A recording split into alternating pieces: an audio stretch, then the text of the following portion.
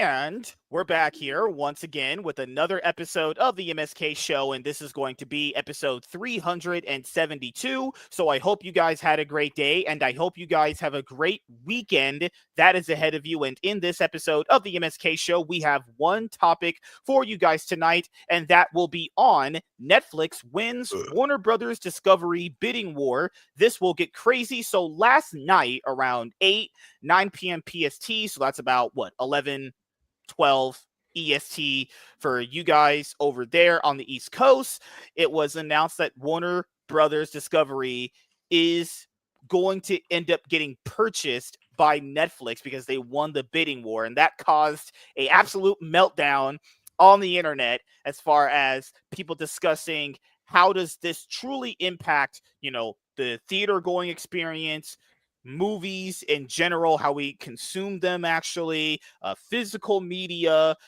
Was Paramount snubbed when they were, actually offering a much better deal to Warner Brothers Discovery to purchase it?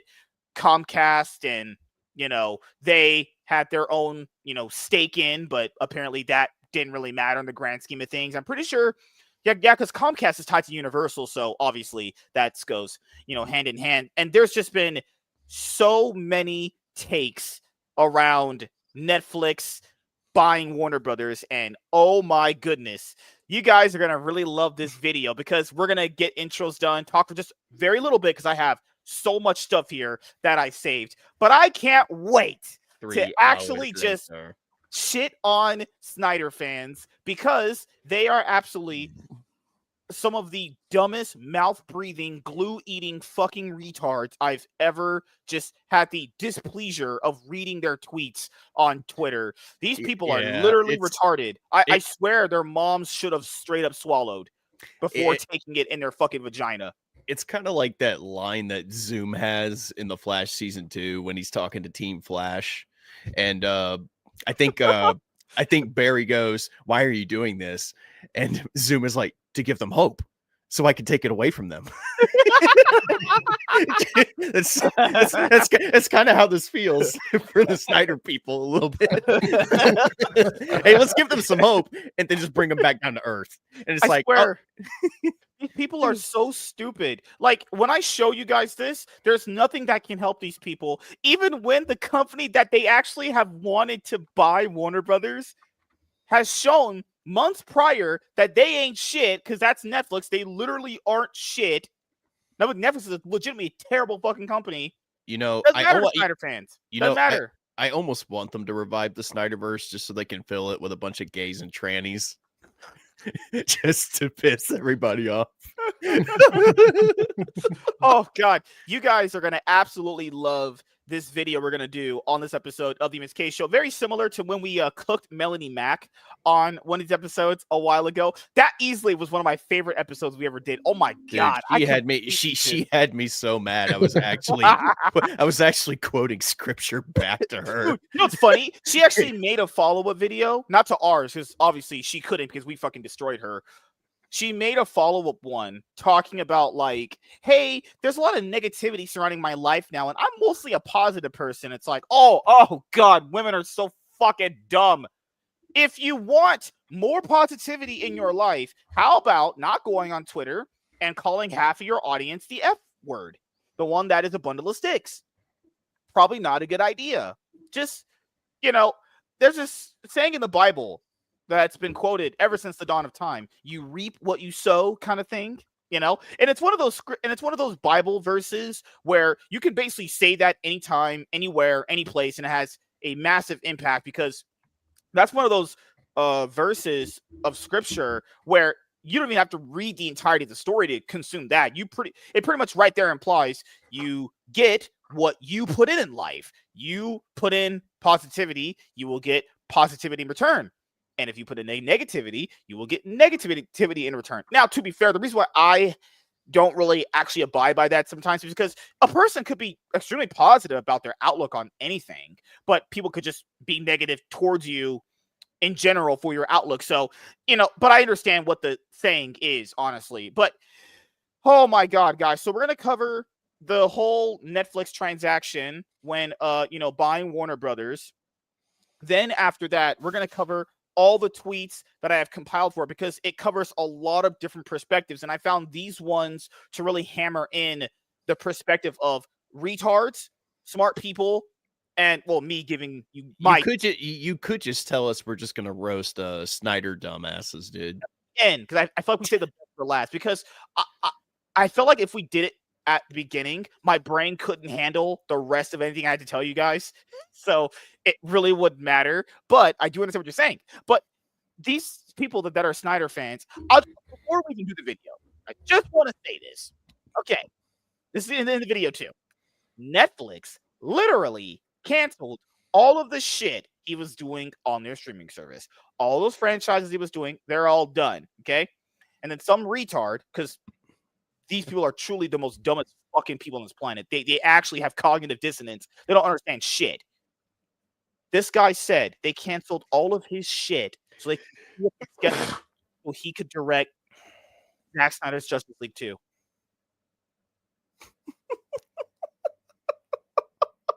Despite the fact that he's had 2 failed Netflix projects and a show that I'll admit has been pretty good, but it's still underperforming. Yeah, we're going to give that guy a Justice League 2. Okay. I don't get it. The guy, I have the tweet. He literally said, Netflix, they did Zack a favor. They freed up his schedule, so he has time to focus on the Snyderverse. When let's face it, Zack Snyder could die tomorrow. And they bury him a week later, and you're going to have all these fucking weirdos at his grave wearing black robes, doing some crazy necromancy, sorcery shit, trying to raise him from the dead so that he could continue to make movies. That's how weird these people are, man. Are you new here, Mr. Milk Toast? But it would be poorly written and in slow-mo, so. I will go ahead and tell you, I love that name. That name is awesome. This is the best name ever. But That you is should the be coolest name ever. Mr. Mill Waffles, because toast is overrated. Waffles are better. I like toast actually. It can't be too burnt. Toast is too burnt. I think it tastes like shit. But no, It needs to be black like the hole in my soul. Just like my coffee. You know what? You know what? I'm at the point where I've finally figured it out. Snyder cultists exist in that same vein that Taylor Swift fans exist. They're both annoying as shit, and they just never shut the fuck up. Oh yeah, Snyder Bros are the same as Swifties. It's just Yeah, they are. oh They do. God. They're not much different between a Snyder Bro and a Swiftie. I think maybe this Taylor Swift fans are worse because you have these dumb women who are saying shit like, yeah, fuck the patriarchy. Okay, woman, what was that building she's performing that in? Who was that built by? I Well, mean, men. Swifties are annoying, but No, I don't they're think worse. I don't think I've ever seen a Swiftie try to actively like tank someone's career just because they didn't like their product. That's Did you, what do you guys remember Taylor when she announced she was Swift- going to get married? Do you remember Plus, that? Taylor Swift is way more successful than Zack Snyder. Let's just be Okay, honest. let's not I go mean, crazy. Whether you like her movies or not, or like her music or not, she's way more successful than Zack She Snyder is. is. Zack Oh. Snyder's made 2 movies I like and then one that's passable. Well, okay, how many Taylor Swift songs do you guys enjoy? None, None. because I'm not gay. I don't listen to Taylor Swift. Yeah. No. The girl- Bad Blood is a banger. Shake It Off I'm is not kind going of to listen good. to a girl without an ass. I'm sorry, I can't do it. Dude, she has an ass. It's just I not listen to- overtly big. I listen No, to it's Selena no ass. Gomez before You I ever sound like a listen to fucking Taylor Swiftie, Swift. MSK. Are you? A I like Swiftie? some of her songs. I like some Oh of her fuck, he's a Swiftie. You don't like words. Let's go, boys. Time for a nerd war. Master Swift King, right there. Master Swift King. I'll be honest. I don't think she hasn't had. Okay, so in my opinion, she hasn't actually had a good song since Bad Blood. I think Bad Blood was her last good song. She still does that thing where she dates somebody, breaks up with them, and then writes a song about them. That's all she is, man. I think she's a fucking hack. She's about as much of a hack as Michael Bay is and Zack Snyder is. Did you guys hear that? Yeah, I heard that. I heard Oh. your sound effect thing going on there. Was that? It Or worked. is that the guy in your closet trapped right now? That's the clown in the other room. Okay. I'll bring you back. He hasn't seen him yet, but You are new. Okay, awesome. Well, nice to meet you. Nice to have you here. I apologize beforehand, Mr. Milquetoast. And I want to make sure I clarify this too. experience. We are not dumb simp losers. I don't respect women. Women are trash. Just so you know, Mr. Milquetoast, I only work with this man part-time. I do not endorse nor condone any of the foolishness you are about to see here tonight. So, Mr. Milquetoast, I would like to know, how did you discover the channel? Was it a video? Was it a stream? I'm pretty sure since you're new, It was me. it was me, Barry. It was always me, Barry. I would hope you, because James always says, make sure people know who you are before you start talking. I was like, what the fuck? Like, is what I say really that controversial? I don't believe women. Women are garbage. Black people are crime lords. Yeah, also, Milquetoast, the opinions of MSK are his own and do not reflect either Full Metal Nate or myself, Lunchbox Comics. That's what black people sound like to me when they talk. Just pointing out there. So this topic, WB. Let's get this video. So Netflix and Crazy You guys Snyder wanna know, cultist, right? Do you guys know the one that I have for Asian people? This is anytime I hear Simu Liu, that fucking chow mein eating bastard, talks. This is what I hear. Who gave this man a soundboard? This is the first time I've ever heard this motherfucker use a soundboard. It was off of the KKK website. Apparently, I blame Iron. Did our friend Iron Oxide show you how to use that thing? No. Dude, holy shit. Oh yeah, Milquetoast. If this stream just popped up on you, your algorithm is all jacked. Yeah, your algorithm is all over the place, buddy. Hell yeah. But just I want to let you know. WZ said who gave this man the internet. I will let you know. Jesus Christ. I will let you know, Mr. Milquetoast. If you were I'm just pointing, I'm not saying you are. If you were expecting like some PR, I gotta play it close to my chest conversations. We don't have those here. A lot of people that are on the panel streams have different opinions. Even for myself, I would say I have more extreme ones, but they secretly you don't say. but they secretly agree with me. They no, we don't. No, I've already got comic book friends warning me about being on here. Like we were talking about before the stream, MSK. I'm not angry. I'm just disappointed, man. Oh my god, man. No, but because I always tell people this is like people just gotta understand. I'm gonna always say what's on my mind, whether you like it or not. I'm just always gonna do that. Now, keep in mind, everyone here understands. We agree and disagree, but it's just a fun environment. The main attraction here is fun. F is for friends. I'm a victim of Stockholm syndrome. Oh my god. It's like you're a deer in headlights. Holy fucking shit, dude. This is my community service. So after this stream, I'm gonna get in the shower behind me and just question every single life decision I've ever made while in the fetal position. You're gonna look at the shower door with the water. I was the only one that did that after the show. It's like in the movies where a character's in a shower with the water coming down their face, and you're just looking at. No, I was thinking more. I was thinking more. I was thinking more Peter B. Parker in the Spider-Verse movies after MJ breaks up with him. Jesus Christ. He's just crying in the shower. Hold on. Whoa. Black people are outside. Oh, God. Please tell me you have the one from Dragon Ball where he's like, this man isn't black. Please tell me you have that. Still have it. You still have it? Nice. Yep. Dragon Ball.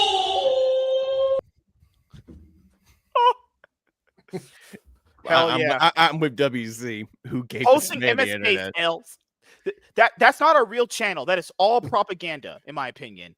But yes, we will do intros because, like I mentioned before, we had a big video, so I don't want to spend too much time free talking. I want to spend most of the free time talking in the video because it's a lot. So, hi everyone in the chat, and Mr. Milquetoast, if you're new here, then please subscribe. But everyone that is a returning member, fuck you. You're all dumb, disgusting, clout chasing pieces of shit. I hope you all fucking love you. So.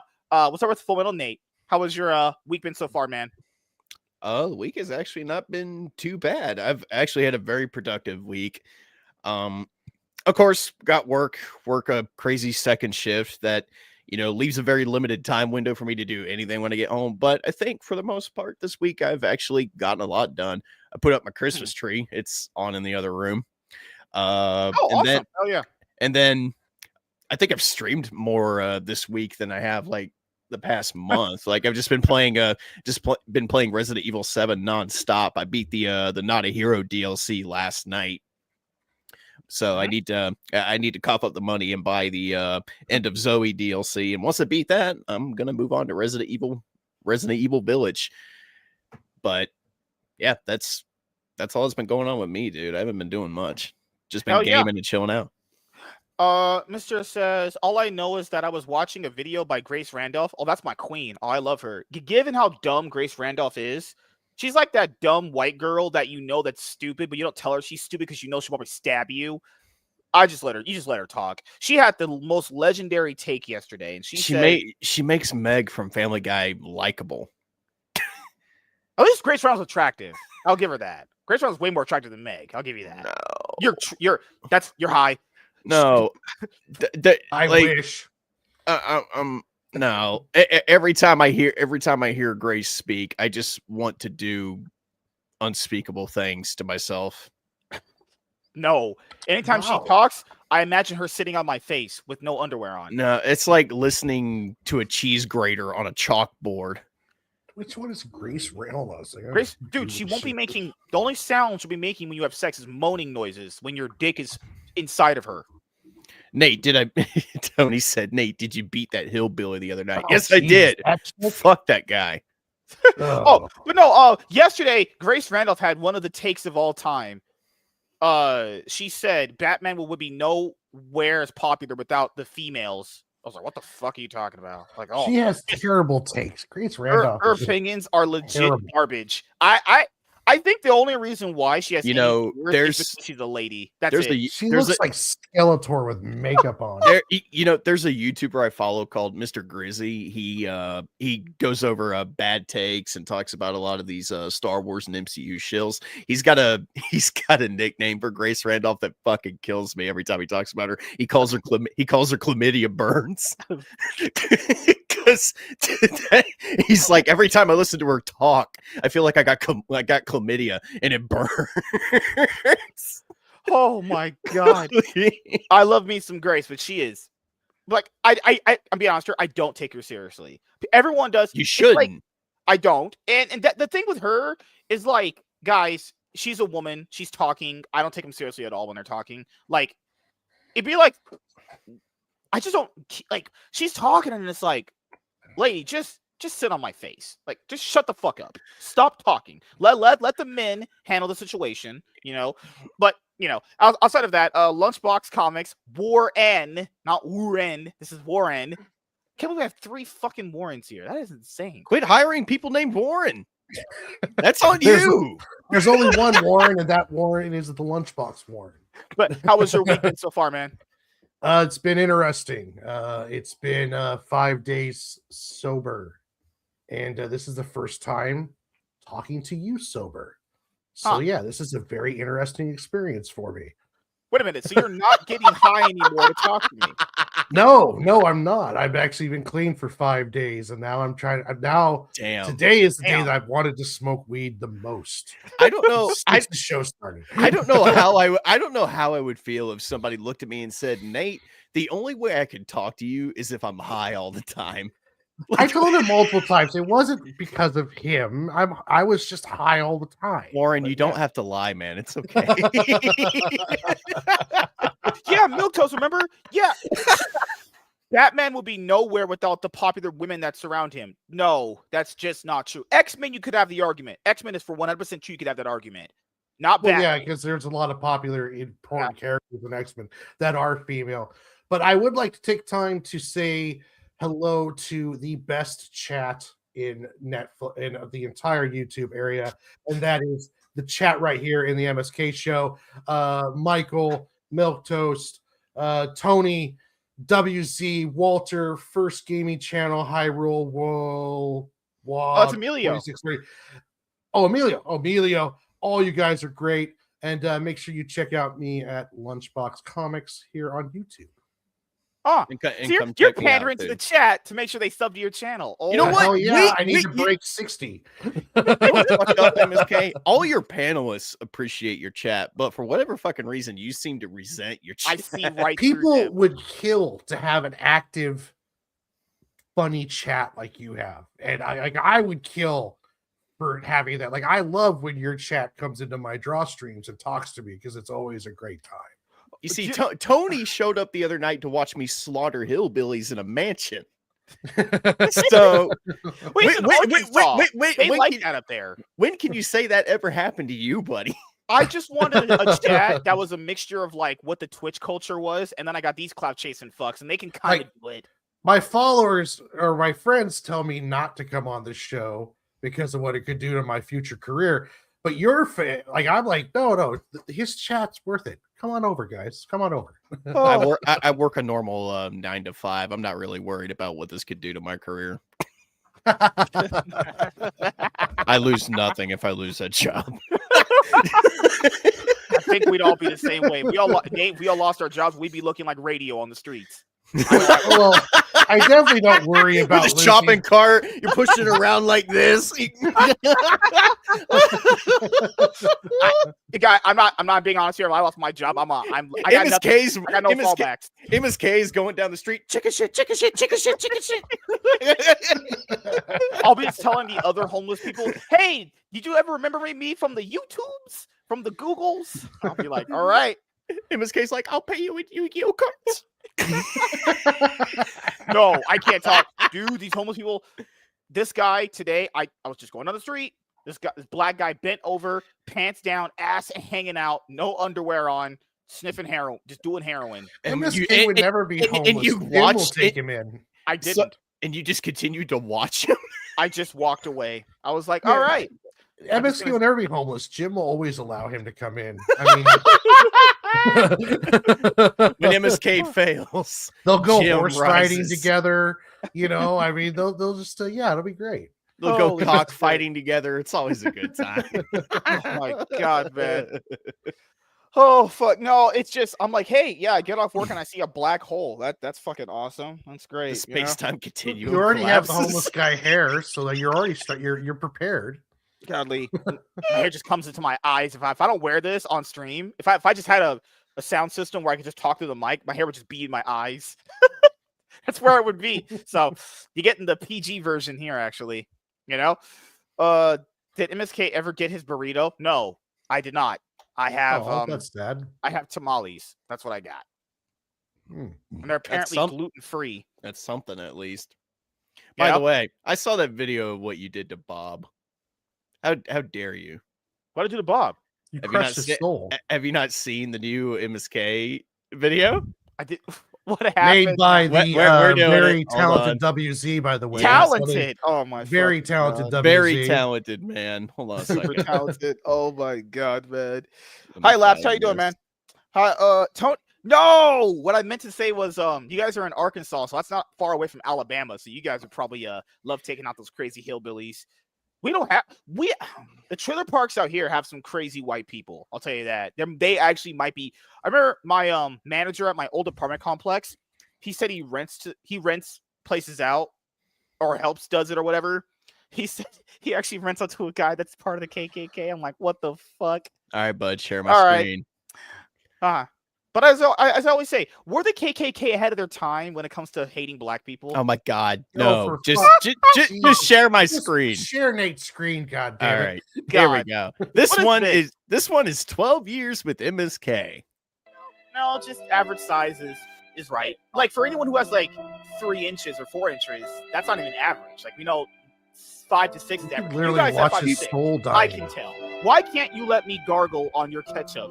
I thought that was gonna be free. I was gonna just download and play it with them. It costs like $27, and it's like, damn, dude, EBT don't pay for these video games, guys. Well, I mean, maybe Kidith comes on. Look Saturday, at Bob. and she's like, oh my God, MSK, you being a hot, rich, good-looking, successful streamer just empowers me to make more content. That's how you literally just take it right in your hole and just have shit come out. So like, I'm just literally on another tier of just knowledge at this point. I'm just drowning in vagina these days, drowning in the juices that they exuberant, like, hey, can you dig me out? I'd have to probably Bob explore looks her like he's backside. hanging on Does by a Jim thread. dig you out, or that's just gay? We are concentrating on quality from this moment forward. Poor Bob. As you guys know, the top G Riz Master Aura farmers Yes, master. think that stuff's for kids, so they thought you would just accept it. But this narrative that they did it out of the goodness of their own heart because they just truly love. No. They would hate you, probably. You know, I'm a genius, obviously. My IQ is much bigger than most of you guys. My brain's expanded more than humans could ever possibly comprehend right now. I'm there. You don't got to tell me twice. I'm booking my hotel room with my wife. We're gonna bang before the movie. We're gonna watch the movie. So, I love my Wong Ching Chong. I watch Dragon Ball Z and a lot of other anime. I know about Asians. Oh, No. Man, you guys are I don't even know the words anymore. I'm just lost for words. You know, I half the time I am speechless with this show, but you got me even more speechless. But yes, do not subscribe to that propaganda spewing machine of a YouTube channel. No. It's all lies. Chat. That's why you should go subscribe to it because it's top tier content All the time. all the The time. man is a legend. Goat. Good Lord, man. The Oh, original shit. one he did with Chaz, that one will always be just too funny. There was an original one with Chaz that actually, I don't usually laugh at that stuff because that's my own jokes. That's mostly entertainment for you guys. But the one with Chaz was just, it felt like Chaz was looking and staring into the abyss of my soul. I don't know. I can't get over the one where the angel like hung himself. Okay, that one was pretty good. Yeah.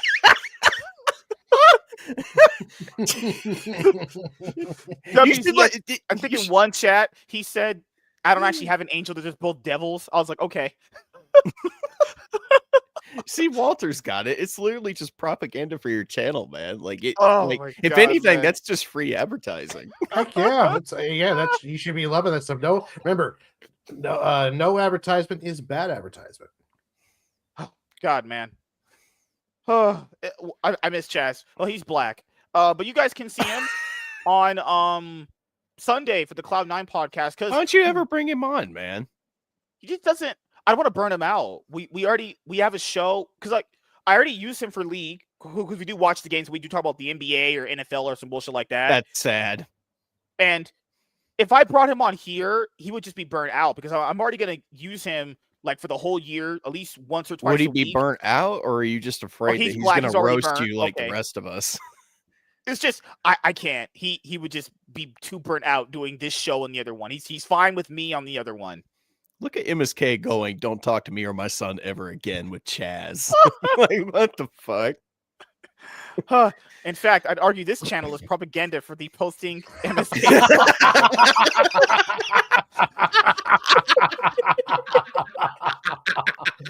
Oh shit! Oh, Walter's on fire tonight. Oh, God. Fucking hell. I just need a chat that will roast and be like Twitch streams because I always just let people know that if you want something to come out the way you want it to be, you MSK have to didn't be get the the one chat that he puts needed. it out. He got the chat he deserved.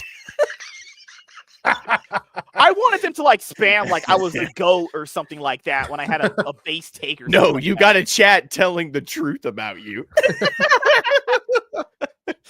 But no, for Chaz, we just mostly do the league show together, and his days switch because he has a different job now than what he used to. Because when he was at the restaurant job, he used to have a lot more free time. But when he got the security job, he's just a lot more busier. So we're supposed to have the Cloud9 podcast this Sunday around 8 p.m. PST if his mic was good, because it wasn't his mic that messed up on Tuesday.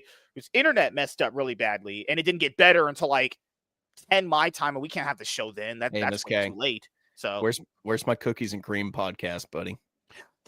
I can't reveal anything yet. James was talking about something yesterday with me. I'm not going to tell you guys anything until it happens. Just I'll let you guys know. Are you still doing the spectacular MSK show? Soon.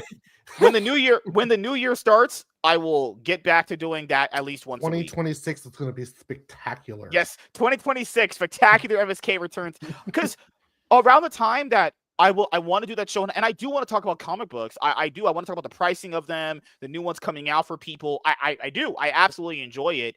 The problem is that I couldn't find a day for it, or it didn't like coincide with another show, right? So I have to essentially figure out the best time of the day to do it moving forward as consistently as I can, at least once a week, But I've not given up on my comic book YouTube channel. I have we have videos done and ready and prepped to go. I just have to edit them right now. So that's pretty much it. Then edit them. What's stopping you? You think a black guy works? I mean, if you're passionate about something and you want it to be the best possible version of itself, you got to put in twice the effort, bud. Nate, I'm black. We don't do any of that. We criticize your people for everything that goes wrong in our lives. Okay, I think you're not understanding what happens with black people. Joke's on you. Joke's on you. They ain't my people. No, it's not about it being like price or anything. I have books. It's just I have to fit it into my schedule. That's really all it was. It's not canceled. I just Jim stole all his books. Jim books. Let me see what's gonna happen here. Okay. Oh, I know we have to do the video, and it's a big video. Should I add this subsequent Variety article that talks about the theater owners, like some of the inside sources talking about what they think of it? Because I think that'd be good for the video too. Adding that in. Well, it depends. Are you going to have a bunch of NASQuack moments while reading it? Yes. What the fuck? Oh, I'm adding. Okay, all right. Just for that, I'm adding it in. All right. You see what I mean? This channel is free advertisement for posting MSK's W's. Yeah, so like there was a Variety article that the headline is theater owners worry Netflix buying Warner Brothers will cripple their business. That's very important. We gotta have that in there. Yeah. Well, I just saw on Twitter 14 hours ago, the CEO of Netflix said that he believes in a I had that one too. I had that. Yeah, you got that one too. Okay, I won't even say anything till we get out there. You're talking about the one from Ted Sarandos? I believe so, where he says about the that's the one that was referencing on the Wednesday shows when we had Gray here. I was like, dude, and I love Gray, but sometimes when he argues back, it's just I destroy him. Guys, Gray, if you're watching this, you always take L's when we talk. Guys, I'm joking. We all know Gray's in the right. You don't have to lie. We all know that Gray is a W machine. So Gray always takes L's when he talks to me, but no. Outside of that, this is what I was trying to tell people when Netflix was in talks to buy them, which is like, I don't care what they say they're going to do right now. We know how their perspective is when it comes to the theaters in general, right? Like we know, because even I think there's another quote that I think I have here where it's like they want to essentially not like shrink the window. There was another one, not the Ted Sarandos one. Oh my God. It was one where they're talking about, I think consumer habits have changed and they're going to be shrinking the windows. Not this one. It was basically another one that reiterates this point, but it's not the same thing anyway. So I think it's going to be kind of what we were talking about before. I have it. I actually have it. Oh shit. We don't realize, like before we were talking about like, okay, does video on demand change things now? And is theater or movie companies moving away from theaters? Mm-hmm. And it sounds like Netflix is like it's better consumer experience to get it out of theaters quicker. So that it'll be interesting to see how this all turns out. All right. And this is a big video, so we have to go. All right. Oh, God. Quality. Oh, God. I'm going to go Super Saiyan. Oh, my God. I'm getting so hard. Oh, I was getting ready to say. Hey, what's up, Orange? Orange. It looks more like you're coming than you are going Super Saiyan. Oh, God. I hurt my shoulder when I was powering up for content. I'm old now, guys. How do you power up, MSK? I think it's Jim. How do you hurt yourself while jizzing all over the place? He thinks a gym, and it just goes all over the place. Before we go. Thinks the gym on a horse riding through a field. Before we go. Jim is a centaur. That's gay. So, tomorrow, 7:30 p.m. PST. We have my birthday stream, which will be with a lot of guests. Don't listen to these clout chasing bastards. They have jizz in their beards, and their opinion should be discarded.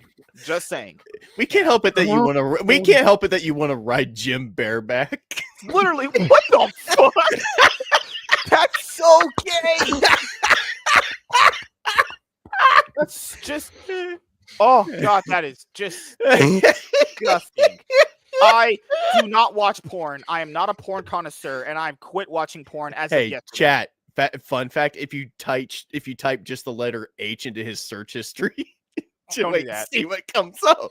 You might get Oh, milk toast. There is a whole level of canon that you need to learn about if you're going to stick around here. You are in for a fun ride entering the world of MSK. It's not as fun of a ride as MSK had with Jim. this is not true. I have sex with women.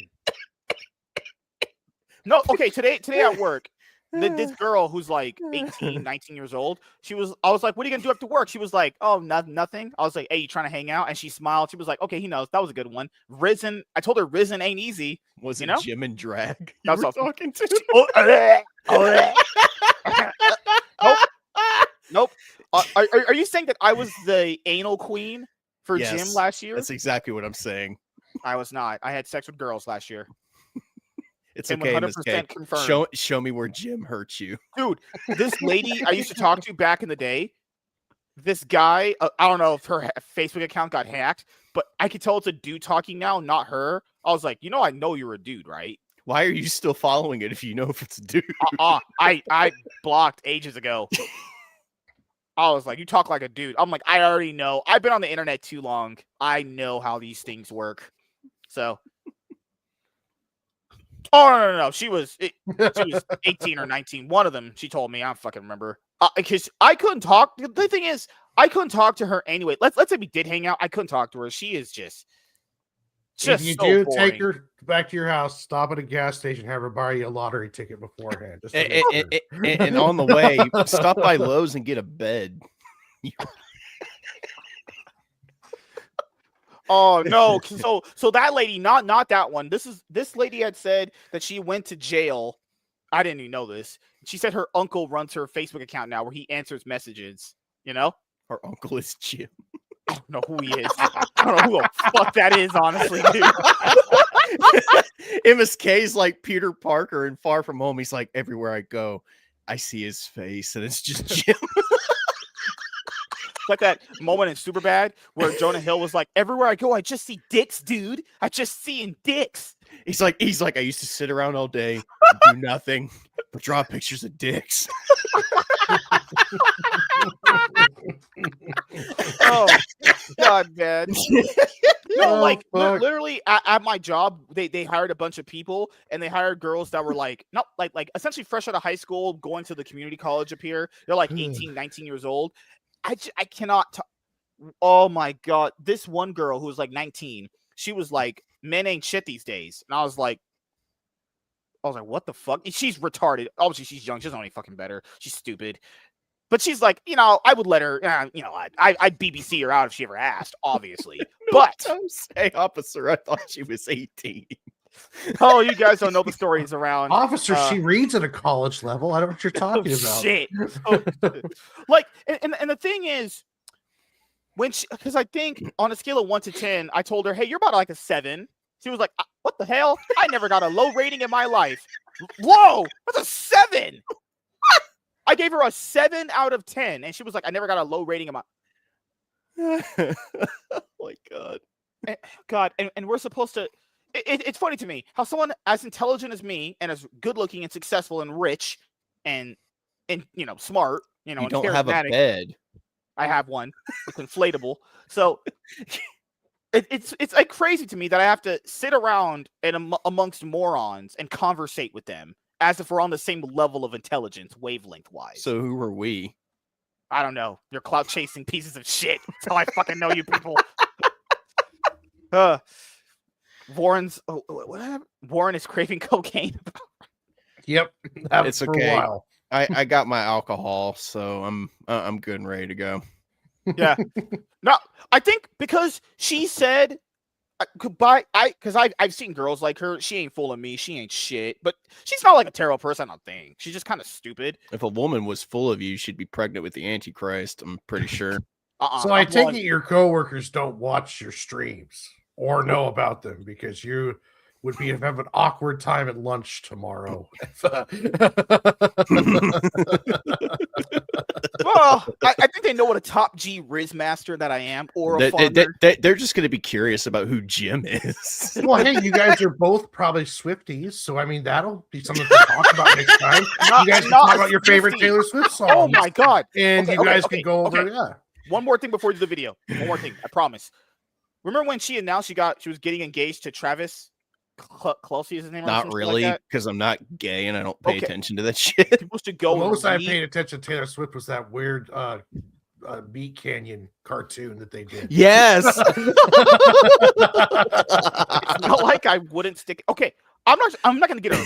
I would never get a woman like that pregnant. So you would have to she either does anal, or when you do have sex, you can't blow it inside of her. It has to go like on her face or on her back or something. Why like is that. MSK talking like a Mormon? They don't believe in traditional sex. They believe in sex in a way is like you let it marinate when you have sex with a woman. You just put it in and just let it rest. What, like a steak marinating off? Yeah, the yeah, side? yeah. It's like- That's what I heard. Like, I was like, that's not. There's no way that's true. That has to be a myth. There's no way. No one has sex like that. You pull your cock out, it's all pruny and wrinkly, like kind of how you leave your hand in a pool for too good night, long. Michael. Good night, Michael. See you, Michael. Okay. I'm ready for the quality that I'm about to soothe into you people. No, it's supposed to be ensue. God damn it. My genius is not working. All right. Brain restart. We're here for quality, entertainment, and discussion. And disagreement and agreement, but mostly always agreement because I'm always right anyway. So doesn't really matter. You know? All right. Also, people, when we do this video, I want you guys to understand, even when you eventually see the video, okay? Just because we didn't talk about another perspective doesn't mean we didn't like intentionally ignore it. It's like, you know, there's so many perspectives to talk about with this. There's only so much stuff you can cover in general, okay? And it's not like if you don't cover it that I think it's a bad position or a good position. It's just, you know, sometimes you don't fucking think of every single position. I can't think of your positions while thinking of my own positions. I think about what I'm thinking in my head. So, you know, in this video, if you believe we didn't cover something, put the topic on the screen so when we see it in the video, if we didn't talk about it, we can cover it because there's a lot to cover here. So, you know, I don't want to know about you. I don't want to know about your positions with Jim. That's All right. disgusting.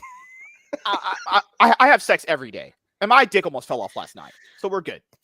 That sounds like a disease. You should probably get that checked out. Shit. Are you saying I'm black? No, I'm saying it's probably burning and itchy and you need to get it checked out. Ugh, God. Yep. That's how monkeys have sex too. My position is cheek spread for knowledge. Yeah. Orange said he wouldn't lick his wife's ass, but he would definitely fist her. I'm like, buddy, the levels we have here for people. Okay, we won't lick her ass. We would fist her. I mean, there's nothing wrong with not wanting to lick the hole where shit comes out of, buddy. You can clean it. Just get a baby wipe. Doesn't matter. Hey, MSK, focus. Oh, yeah. Warner Brothers, Netflix. Warner Brothers, Netflix. Oh, yeah, you're right. All right. Has to come back up somehow. Fuck off. Okay, when we talk about the Snyder fans, I will. I can't wait to roast those. Focus. Focus. Focus. Quality in my ass. We're here. We're not queer. We're straight. Oh my white men God, running- you Okay, I'm joking. Just start the damn video. calm your fucking Tourette's and start the video. Orange, can I have all the money in your paycheck? Because I'm broke and black, and you know how that goes. Stop being autistic and start the video. Oh, yeah, you're right. All right. Let's have some fun here. Oh, shit. Oh, God. Quality is of the times. I can start off like an Animal Kingdom documentary. Holy shit. Me and Warren, I'm pretty sure people in the chat are going to want me and Warren to jump you if you don't start the damn video. I'm joking. Okay. Hey everyone, I am MSK, aka Master Swag King, coming at you guys today with another video. And if you guys are returning viewers or new viewers, then please consider subscribing to the channel if you have not already. Leave a like on this video if you enjoyed it and comment down below. Also, make sure you guys hit the notification bell. That way you guys can get notified on whenever I upload a fucking new video because I hate all of you. All right, brain works now. Strike one. You know, Strike one. You know, somehow that's the nicest thing he's ever said. Well, I'm typically an asshole. That's how it works here. Okay, all right. Let's I will become a Super Saiyan and Super Saiyan these nuts all in your mouth, guys. but he's not gay. Remember that, chat. It's not Tuesday. It's fucking Friday. All right. On Let's Minecraft. Let's really do this. Hey everyone, I am MSK, aka Master Swag King, coming at you guys today with another video. And if you guys are returning viewers or new viewers, then please consider subscribing to the channel if you have not already. Leave a like on this video if you enjoyed it and comment down below. Also, make sure you guys hit the notification bell. That way you guys can get notified on whenever I upload a brand new video or go live. And in today's video, we are going to be talking about Netflix wins Warner Brothers Discovery bidding war.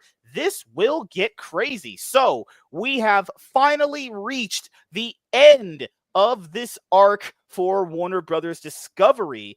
And it turns out that Netflix, the biggest streaming service / company in the world, will be the company that ends up purchasing Warner Brothers Discovery. So I want to clarify a few things before we get to covering everything that I want to cover in this video. If we did not cover a perspective that you guys thought we should cover, I do genuinely apologize for that, because there are so many perspectives to cover on this. There's a good chance we might not get a chance to, go over every single perspective. Obviously, it's just what it is, right? We just can't, talk about all the thoughts about a bunch of random things you guys all have in your heads. I know what my positions are, and I know what these guys' positions are. So we will mostly go over those throughout the video. Also, we are going to be talking about, just the dumb, retarded Snyder fans that exist out there, because roasting them has always been such a great thing that I've always wanted to do. But business is business. And first things first, we must talk about what the hell just happened last night. So essentially, long story short, Warner Brothers Discovery had revealed that they were entertaining offers to be bought, and the biggest companies that were entertaining to buy them would be Comcast, Paramount, Netflix. Those are the three biggest ones that really were the highest, I would say, valued companies that were willing to actually purchase them. Now, there's different details with each company that actually wanted to buy them. So initially, like, Netflix wanted to purchase like half the company while offloading the rest of it somewhere else. Paramount wanted the full thing because they actually have like linear television and other things that would actually coincide with Warner Brothers Discovery very well. And so, as with Comcast, then we found out that like Saudi Arabia was like backing, I think it was Paramount actually, and one of the Paramount's owners, financial reports actually, they said that that's not true, but who the fuck knows, honestly. So there was really only three players in this: Netflix, Comcast, and Paramount. And one of the main things we must cover right now is a lot of people were like, no, we must not have Paramount buy Warner Bros. Discovery, guys, because Ellison is like a MAGA, it's like a guy who's MAGA and is friends with Trump, and like we'll just make a bunch of like fascist, Republican, conservative, red content if that's allowed to be bought. It's like, dude, what the fuck are you talking about? Actually, this is how you know the average person is so fucking retarded, okay? All of us, I'm throwing myself in there too. Most people had never heard of this guy, David Ellison, ever. We don't even know who he votes for or whatever, okay? That shouldn't matter anyway when it comes to this stuff, to a certain extent. What matters is what they're going to do when they buy the company, and should this even be allowed in general. To be fair, this is a capitalistic country, so I don't pretty much care if you can buy whatever you fucking want, as long as it's approved, obviously. That's my personal opinion. But this weird thing where Twitter was like, oh, man, he's like friends with Trump, so that must mean that Paramount is automatically disqualified from having control over Warner Bros. Discovery. Oh, great. I mean, Netflix, that same company that released Cuties, the same company that put a poster out of a movie called Cuties with a bunch of underage girls in provocative clothing, let's just say that. You want that company running Warner Brothers? Oh, great. Yeah. Because I'm glad our morals and principles here are really aligned with each other. Like Comcast and Universal, which would have been great for Warner Brothers, is because if you had Universal, that would have given Warner Brothers access to theme parks, actually. So having, a theme park is access to Warner Bros. Would be great, because the difference between Warner Bros. And Disney is Disney, even if they stopped making movies and anything with entertainment, they still can fall back on their theme parks, and that would generate them quite a bit of money. Actually, speaking financially wise, it'd probably be better if they actually sliced all the movies away and just did their theme parks, but that's just another story for another day, actually. But Warner Brothers never had theme parks. They don't have like a fallback, actually, except you can count HBO Max and all that shit. So I personally think the best option for preserving what people would say about the movie industry would be Paramount or Universal, because they would at least preserve like physical media to a certain extent. We have no idea what Netflix is going to do. I know people have been saying these things a lot, and I know this is something that I'll want to make sure I say right here. I don't give a fuck what Netflix says right now currently, because people have not been reading the fine dialogue in this stuff. We're going to cover it anyway. But there's a key piece of dialogue we must cover here. Netflix said that they will allow Warner Brothers to operate, however they're going to operate, until 2029. Do people understand what kind of wording that is? That means after a specific year, they will themselves enact whatever they want to enact around the company, right? So right now, leading up until that year, they could just kind of do whatever they want, right? Warner Brothers can do whatever they want. It's fine. They have the Netflix backing coming very, very soon. But after a certain year, when they can fully actually buy them, if they do, because the government could easily just block it. Trump might block it. Who knows what might happen, right? Netflix can literally just go, hey, we have our own plan how we want to run this company.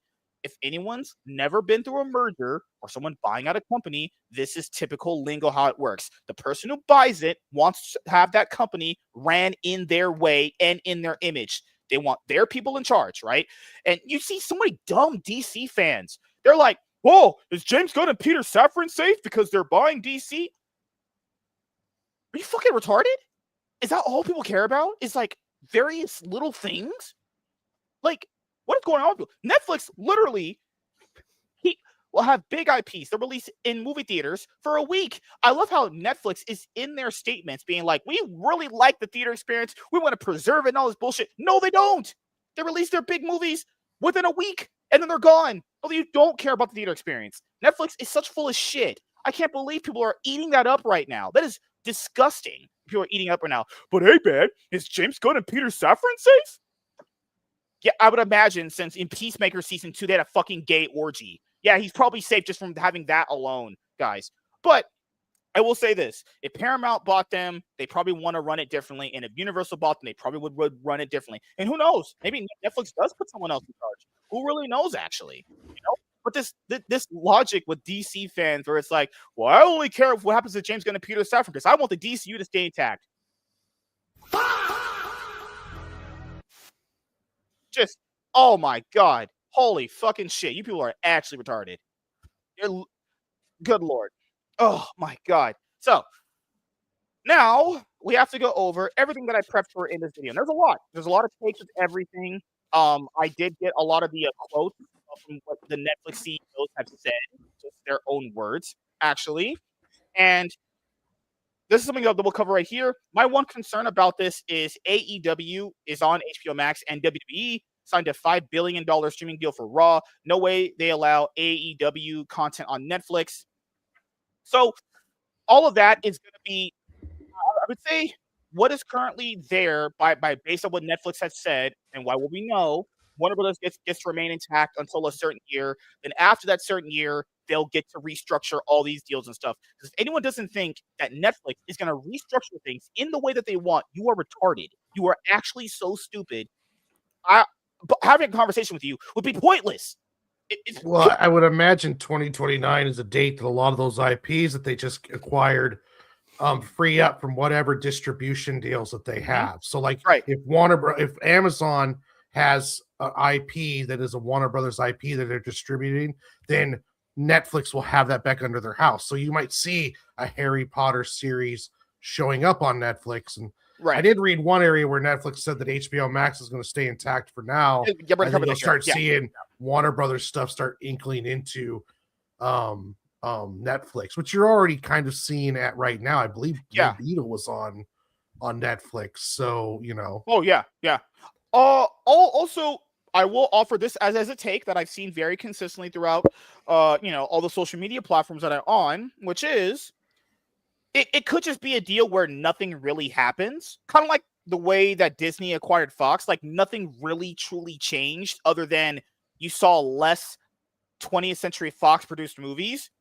But even that itself would just be kind of bad for Warner Brothers. Like, people don't understand, Warner Brothers, despite all their most retarded things they've ever did, and Warner Brothers, let's be honest, put themselves in this spot. This company literally just a few years ago, in 2021, sent all of their movies day and date, release date, to watch in the movie theaters or watch at home. This company gave like J.J. Abrams $200 million for to do DC content. He never did anything. J.J. Abrams did as much DC content as my dad has had impact in my life. 0. And he was white. So you guys know it's even a double whammy. Like, probably thought I'm black, so you probably had a black, not a white dad, and he left me. So fuck off, you know? This is another very important thing too. So has anyone brought up the possibilities of this not happening, since it would be monopolistic and still has to go through massive checks and balances? That was my thing too. It's like people said, I agree that this happened with when Microsoft bought Activision Blizzard. This happened when Disney bought Fox. This is going to happen with this one too. It has to be approved by the government, and I don't know if Trump or anyone in that sector is going to approve this. Paramount's not happy either, and they might try to fight this deal too, because according to Paramount, they feel like they offered them a bigger bid. I feel like they did too. Yeah, so it'll be interesting to see, because this doesn't go through to the third quarter of 2026. Yeah. So it has to go through a lot of hoops between now and then, and congressional hoops is a big one that it has to go to. So, this is not guaranteed yet, and we shouldn't be jumping on too quickly, like the whole doom and gloom that people because who knows if this even ends up happening. It might not, or it might look completely different by the time it gets there. But ultimately, if it does go through, I like I said before, the future is gonna be I would say a question mark, because I know a lot of people are saying it's definitively this. I don't know, guys. It's always gonna be a big question mark, because like what people don't understand when it comes to these big acquisitions or anything when it involves with movies or TV and stuff, something could happen. Someone could say something right there in that moment. Like when, like originally with the DCEU, they wanted to have all those movies and stuff like that. And then when the money wasn't there and those movies kind of flopped, actually, then all their plans changed. Just want to say, just because they're saying this right now doesn't mean this won't change 2-3 years from now.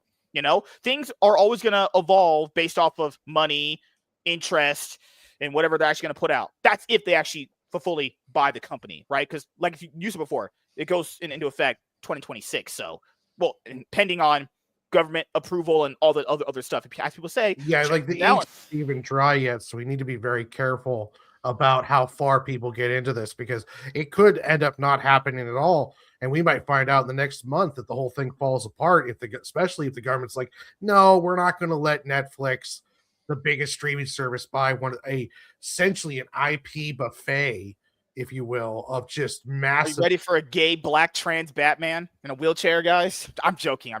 If that ever happened, they would do it. I am vengeance. I am the night. I am Batman. Someone did one of Harry Potter black in a wheelchair. Oh shit! All right, let's go. Netflix to buy Warner Brothers and HBO Max in, good lord, $82.7 billion deal. Acquisition expected to close following Warner Brothers Discovery spin-off of Discovery Global TV Networks division in Q3 in 2026. Good lord. And what's also crazy is, like, when I had Netflix and I bring girls over and we just Netflix and chill, we watch a movie for like 5 minutes and then she started blowing me. So I would say, does anybody really watch Netflix stuff, or are you only really watching Netflix stuff to have sex with girls? If you are, I do that too. But then again, that's if you believe I have sex with girls and if you bring them over to my house, given the fact that I don't talk to girls at all. And I'm a fucking, top G Riz master or a farmer. What is Jim's favorite Netflix show? I hate you guys. I hate you guys. The company where you had to mail back movies to is going to own Warner Brothers. This company literally was owned by AT&T at one. Well, before that, it had other handlers too, but it was AT&T for a little bit there. They were like, hey, this ain't profitable. Discovery merged with it,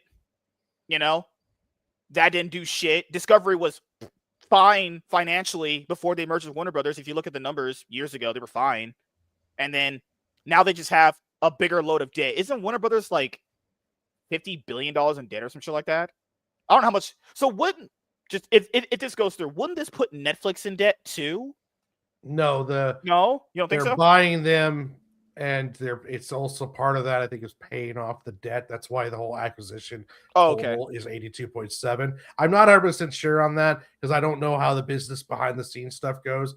But either they're going to give them the lump amount that'll pay that debt off, or they will pay for them and then assume the debt also. But companies being in debt. Oh, see, Lapsia, debt gets paid off. Yeah. So companies being in debt is not as a big a deal as you would think. Yeah, because Paramount's in debt too. Yeah. Well, every major corporation is in debt. Bankruptcies happen to help clear up stuff. It's not necessarily like a huge big deal. It's like it's kind of like everyone is that way. So. Okay. It's official. In a move that will dramatically reshape the entertainment business, Netflix and Warner Brothers Discovery announced an agreement Friday under which Netflix will acquire Warner Brothers, including its film and TV studios, its gaming businesses, HBO Max, and HBO.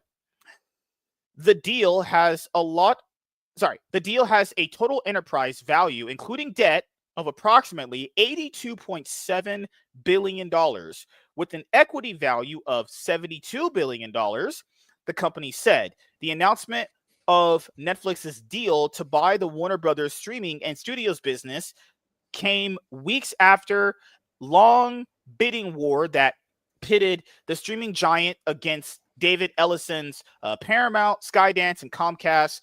News broke Thursday evening that Netflix had entered into exclusive negotiations with Warner Brothers Discovery on a deal for Warner Brothers and HBO Max. Quote, I know some of you are surprised we are making this acquisition, Netflix co-CEO Ted Sarandos said on a call with analysts Friday, noting the company historically has been more builders than buyers. You sure about that? They bought the Knives Out franchise for $300 million. And, I would guess for the top of my head that, they hadn't made any money through that fucking company. But, What we're going to watch Ryan Johnson make more pretentious fucking, who done it style mystery movies. God. When they're saying they're not builders, that's just fucking not true. But whatever. Well, Netflix. You also got to think of too, like there is some positives out there. They got the Rocksteady games and WB games, so that means Netflix IPs. Now we might be able to see video games out of them, Stranger Things, stuff along those lines. So I mean, there could be some good stuff that comes out of this if they play their hands right. Or I'm not very few things. Yeah. Well, yeah. I mean, this could go either way if it goes through. Who knows? Netflix. What's crazy is people think for DC content, and to be fair, if what I read earlier is true, then this lasts like 2029 or whatever. After that year, I'll be able to say Netflix is the worst thing ever when it comes to shows. Not like quality of shows. Like they'll let garbage shows get like 6 seasons and a good one get 1. Well, that's the one problem with Netflix too, is that they're very quick to delete, to cancel. They'll dump astronomical amounts of money into something, and then they'll just dump it because I don't even know what their metrics are for basically if it's not getting them new subscribers, and it doesn't matter. Oh, I see. Netflix said it expects to maintain Warner Brothers' current operations and build on its strengths, including theatrical releases for films. Currently, Warner Brothers has deals to release its films in cinemas through 2029. In the near term, Netflix signaled it would keep HBO Max as a discrete service, while it also touted the addition of HBO and HBO Max content to its lineups. Okay, so they'll basically just intermingle content through each other. That should have been expected anyway. They're not gonna. I mean, would there be the idea they would ever get rid of HBO Max? I don't think so, but who knows? Honestly, quote, by adding the deep film and TV libraries in HBO and HBO Max programming, Netflix members will have even more high-quality titles from which to choose. I would argue HBO Max is way higher quality shit than Netflix does, so I'm pretty sure it's the other way around. Fucking bastard. This also allows Netflix to optimize its plans for consumers, enhancing viewing options and expanding access to content. Yeah. What happens when you go on Netflix and get content, guys? You doom scroll through it. People, like, I would love to know what is the active average watcher on their platform and how much minutes they actually consume of their stuff.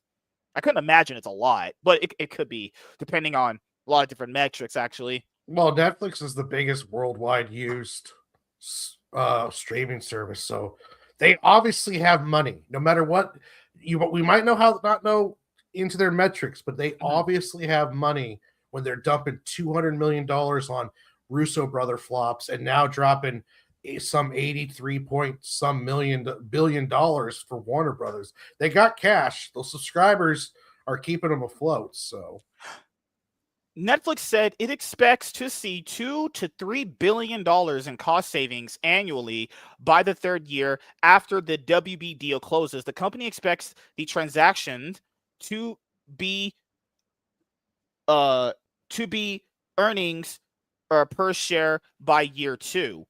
The cash and stock transaction is valued at $27.75 per share of WBD. The deal is expected to close in the next 12 to 18 months, the company said, after the previously announced separation of WBD's TV networks division Discovery Global into a new publicly traded company, which is now expected to be completed in the third quarter of 2026.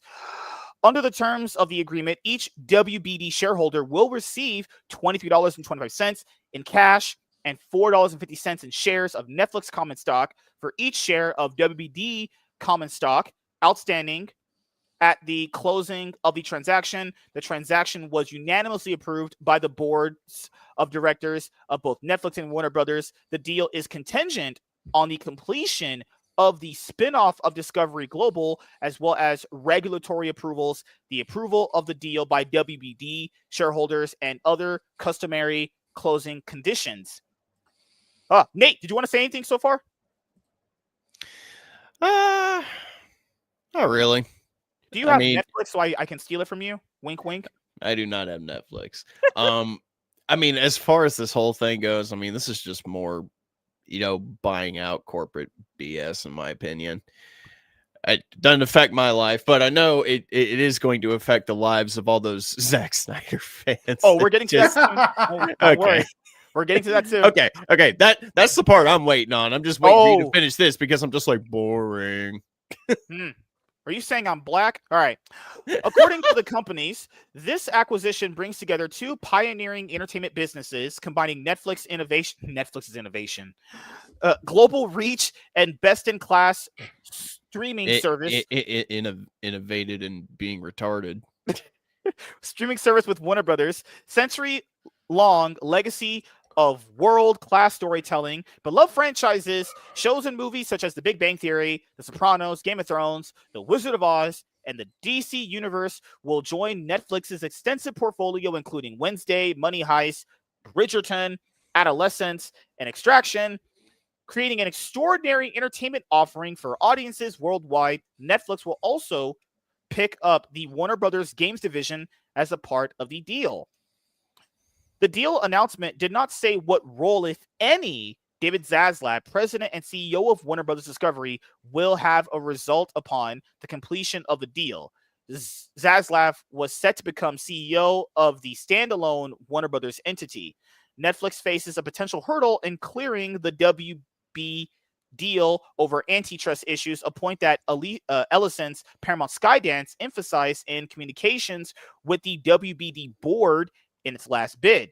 Rep Daryl Issa? Okay, let's go. R. Calif. It's Issa? Or we'll call him R. Calif. Raised the concern in a November 13th letter to Trump administration officials, writing, quote, with more than $300 million global subscribers and a vast content library, Netflix currently wields unequaled market power. Under the agreement, Netflix will pay WBD. Unlimited power. God, why are you so white?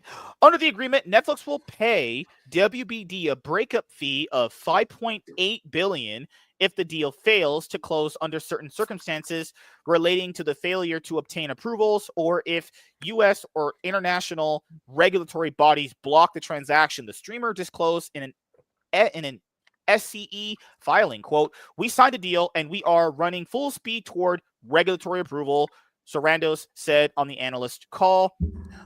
Hollywood industry groups, including the Directors Guild of America and theater chain trade group Cinema United, have also come out in expressing fears that Netflix's takeover of Warner Brothers will harm the movie theater biz. I mean, if we're being completely honest here, because a lot of people are just like really stupid, their brains just don't comprehend shit until stuff like this happens.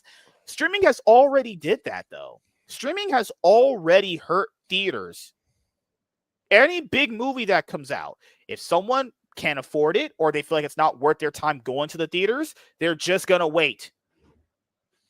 That's well, it. how much more damage is there going to be if, like, Superman had a 35-day window? Imagine if Superman had a 12-day window. Right? You know, if all these Warner Brothers franchises start doing good through Netflix, and then they only do like 12-day windows. I think that just you know, depends on how much money they're going to be making as far as what they see as consumer habits, because I think that's how Netflix is going to do it, but you know, I could be wrong. Netflix, in its announcement, asserted that the deal will result in a stronger entertainment industry. Stronger, but without diversity of competition. Interesting. If Netflix owns the only company that was majorly in the black, that's what's going to hurt it terribly. Yeah, that's true. And I agree with that a lot too.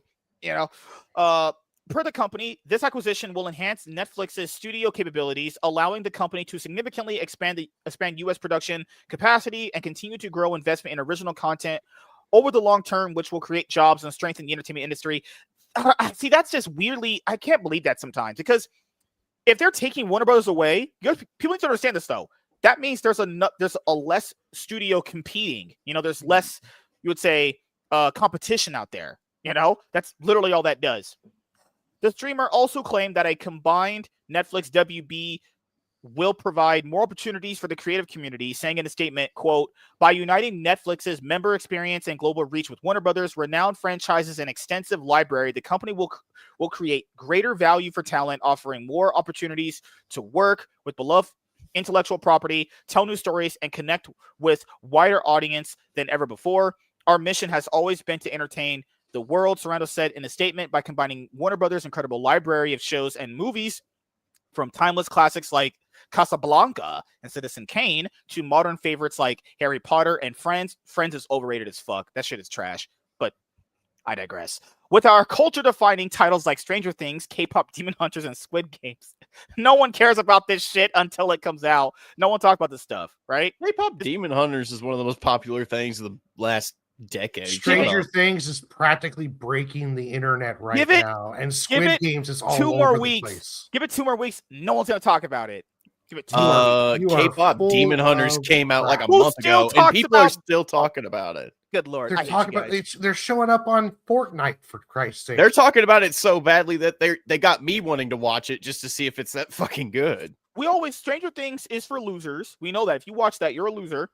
And we know what happens in Stranger Things. You're just saying that because it's got D&D in it. You fucking Stranger loser. Things has Asians in it, and this is how I feel. All right, so what?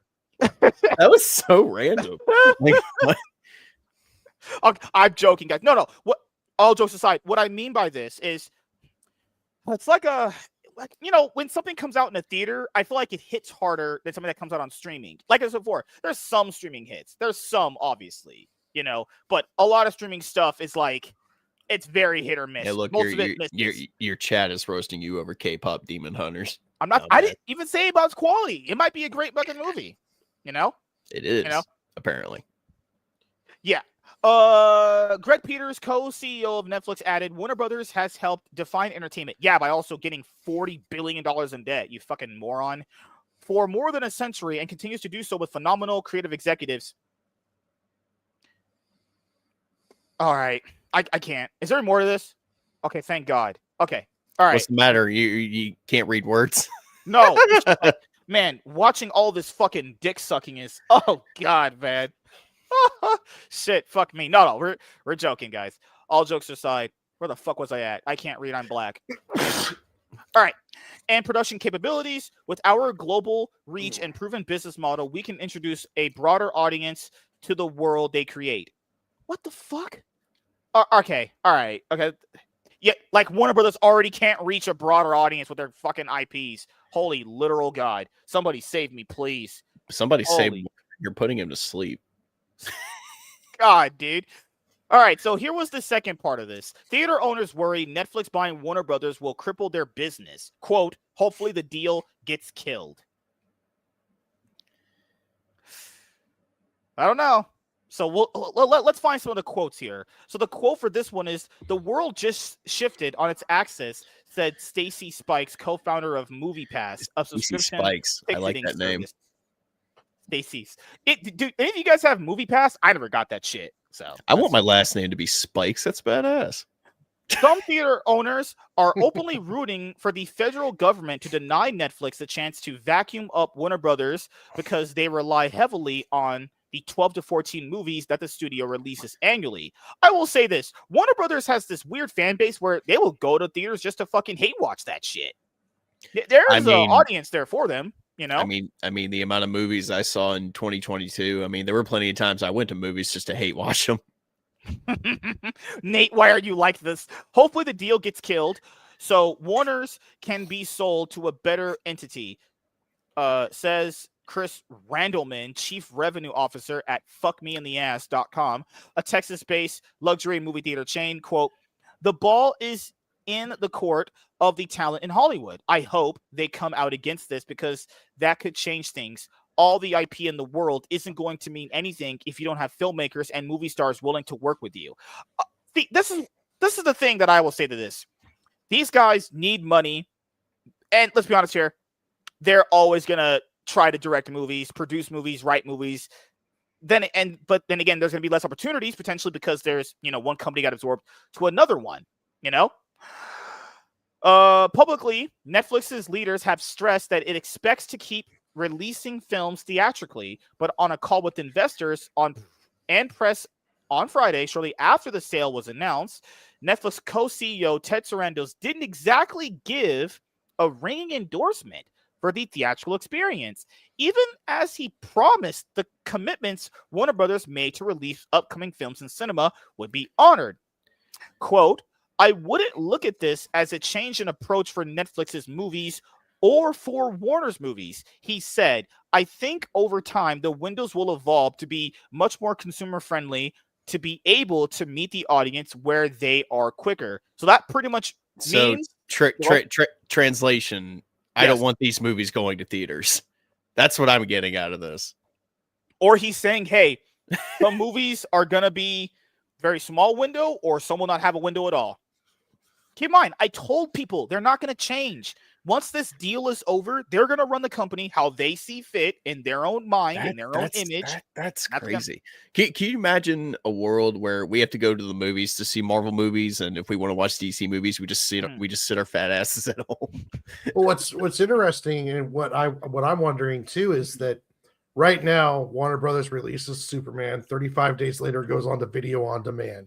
Video on demand, it runs on there for a bit, and then it goes on to streaming service.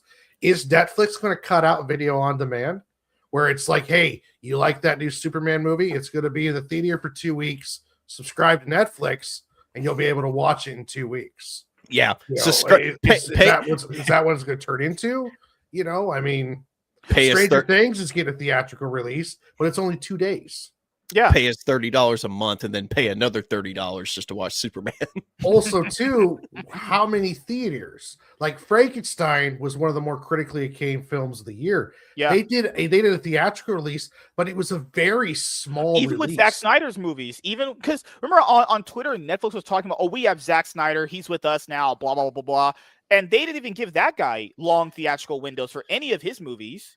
Yeah, because Netflix doesn't care. Netflix doesn't care about theatrical money. Netflix They doesn't don't, care yeah. about VOD. Netflix cares about subscribers. Yes. So if that's their point to it, then they want this IPs to generate subscribers, and the best way to do that is to funnel it from theaters directly into your Is Netflix. to make Zack Snyder's Justice League 2. No, I'm Oh, just kidding. That would be such a waste, colossal waste of money. Such a colossal waste of money. They must now do the unthinkable. They must would never release be Zack able Snyder's to get all Justice those League actors 2. back. Yeah, I yeah. doubt very seriously. Wait.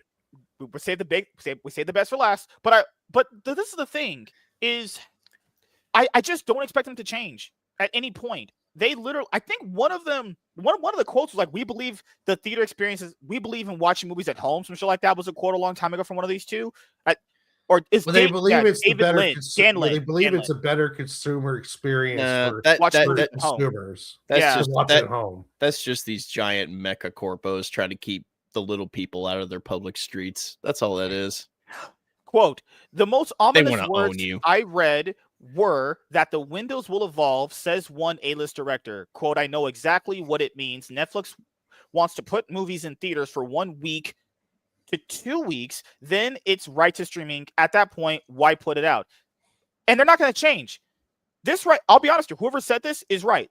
This is not changing. Even after that 2029 date they have, that's not changing.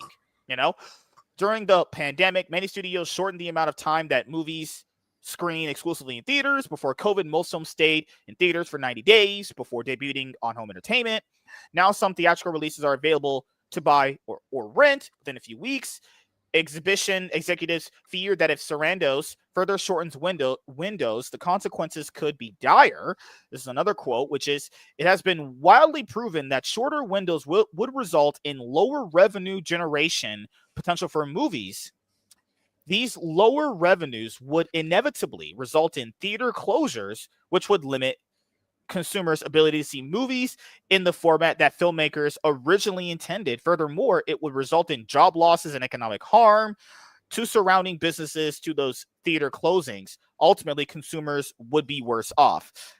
Netflix doesn't care. Fuck you. Give us money. They have subscription money. They get money every month from you. They have I'm gonna say how much money, because who knows? It might be less or more, because people always fucking lie or tell the truth. You never know anymore, these people anymore, But other theater operators try to sound more optimistic. They believe that once Netflix operates a studio like Warner Brothers with a library that includes franchises like Batman, Ocean's 11, The Lord of the Rings, Harry Potter, and The Conjuring, they will understand that they are leaving money on the table by not keeping. Imagine giving a fuck about Ocean's 11 in 2025. They already don't do that now. They have. Oh my!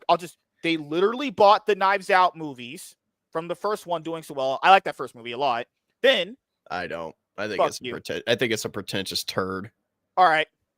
Hey, you're talking to me. Do you think I'm a pretentious turd? Yep. All right, fuck you. So, hey, Ana de Armas was definitely the plot. I definitely watched it for the plot. But no, all jokes aside, I want people to understand.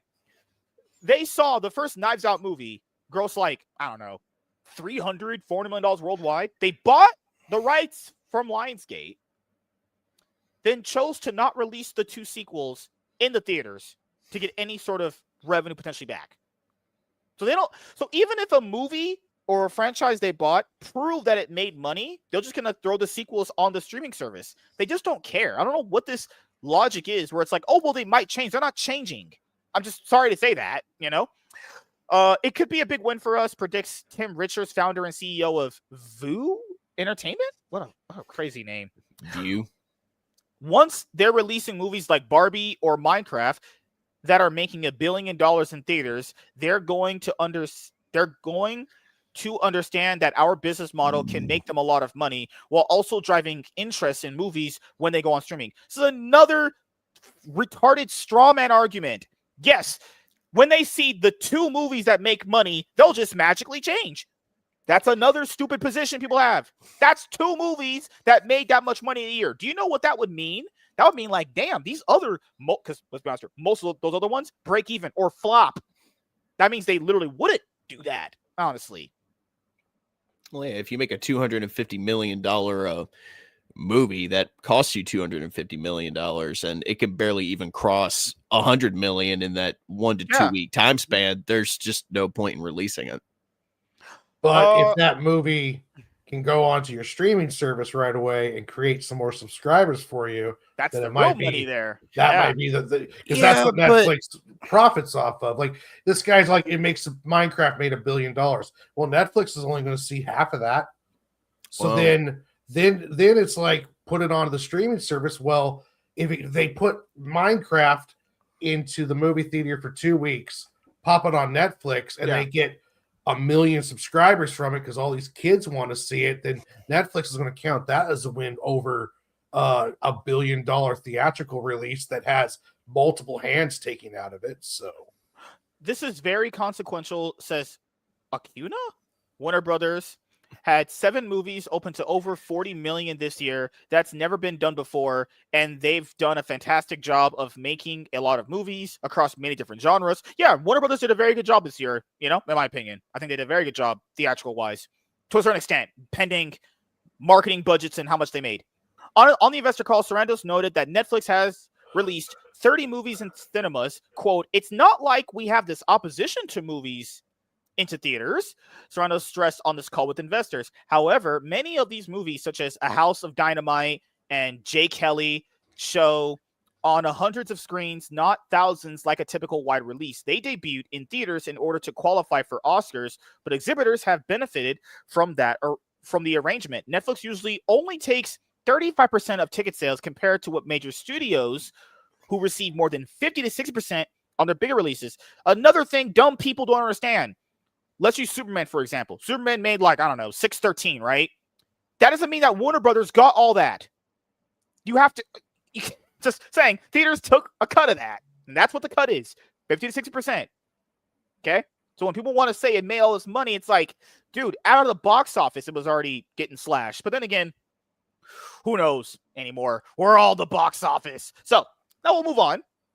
And this was the quote here that Warren wanted to cover, which was this one. This is a major one, which is the quote. We kind of read the last one, but this is what it was emphasized as. Netflix co-CEO Ted Sarandos said Netflix co-CEO Ted Sarandos previously said that people want to watch movies at home rather than in theaters. Quote, "What is the consumer trying to tell us? That they'd like to watch movies at home. Thank you. The studios and the theaters are duking it out over trying to preserve this 45-day window that is completely out of step with the consumer experience of just loving a movie." Now, I will say, to a certain extent, a lot of people don't want to face this reality, and I do kind of agree with him on this point, okay? So a lot of people say, we want to keep the theaters around and blah, blah, blah, blah, blah. But the numbers aren't showing. The numbers aren't showing that people want to do that. People will say one thing and their actions say a completely different thing. A lot of movies this year, a lot of movies in the last 5 years, based off the certain virus that, these kind of people did actually have, theater habits have changed actually. The next one is from this guy, which is, "The truth is when movies are bad, people watch them at home. That's the real reason audiences stay away from theaters. If the films aren't worth the trip, they get treated like background noise on Netflix instead of an event on the big screen." Go ahead. Or if the movies are bad, people just don't watch them at all. Like, Well, no, what he's bringing up is if the consensus that movies are bad, then people aren't going to go in general. If that's the general consensus. well, that doesn't mean they're going to buy them at home. Well, no, that takes take Blue Beetle for example, right? Flops in the theater, but then when it pops up on Netflix, you might get a guy who never even heard of Blue Beetle and might just watch it, or someone who heard about it and might watch it just because, I already have the Netflix subscription, so now I want to see how bad this movie actually is. So, there is something about Netflix being able to profit off of even bad films, because once it gets on their streaming service, they'll get engagement on it. Because it's just like, well, hey, why not? I'm already paying the subscription service. It's not costing me anything more. Oh, sorry. I made it bigger. That's what my wife likes. "Watching at home is just a reflection of that. Strong movies make the format better. Strong movies make the format matter. Weak ones don't. When a film has real weight, you want the theater. When it doesn't, you settle for the couch. But with this kind of logic, this has always been applied, though. Like, you could argue this in any era of cinema ever, though. Like, if someone couldn't go to the movie theaters or didn't want to watch a movie, they would just watch it at home. I mean, i.e., The Thing bombs in the theaters, but is one of the most beloved movies ever when it released on home video, you know? Netflix boomed in popularity with the Netflix and chill movement. It sure did. That's when I had sex with my wife. Oh yeah, she was blowing me like 5 minutes into a movie. Do you guys believe that? His pillow is a victim, ladies and gentlemen. John Roca, which is a complete fucking retard. He was like, plenty of good movies fail at the box office for a myriad of reasons. Yes, no shit, Sherlock. That's like saying that, hey, different animals attack people for different reasons. Yeah, thank you for telling me what I already know, Captain Dumbfuck. Plenty of crap quality movies make hundreds of millions. Jurassic World Rebirth recently proved that. Point. This is not a black and white quality issue, and it's way too reductive to blame the decrease in moviegoers on studios not making movies that are good enough. No, people don't understand. It's what people don't get when you bring this up. Once people get a sense that the quality of thing they are consuming is not good anymore, i.e., many TV shows, many movie franchises, anime, comic books, video games, anything, they dip off. If they get a sense of the quality dipping, they're out. I.e., I don't know, the MCU. People got a sense of their quality dipping in their movies. They left. Now, can they come back? Sure, it happens in waves, obviously. But once people get a general consensus that movies aren't good, they're not going. That's just what it is, you know? But I do blame streaming for the most of it, because if you give the average person the easiest chance to see a movie, they're just telling you, wait 3 weeks, you will get this big blockbuster. They'll wait. Like, people will just wait for it. Because what's the point of going to a theater? Within 3 weeks, I know I can watch that at home cheaper in my underwear while my wife blows me while she's doing my laundry. You know? Yeah. So people are choosing not to go for many reasons. Quality can be one of them, but it isn't the main one. I would argue that is probably either one or two. It's definitely one or two. It's definitely one of the main ones. I think economy is the major reason. Could be. You know? I think if the economy was better, we would have more people going generally. I still think that families will only take the time to go see family movies just because of how much it costs to take kids to a movie and how hard it is to get to work around going to a movie by yourself without your kids. I think a lot of that has to do with family and economy. All right. These are the bullet points we went over from the articles. Basically, the purchase. Netflix expects to maintain Warner Brothers' current operations, including theatrical release movies and all that stuff right there.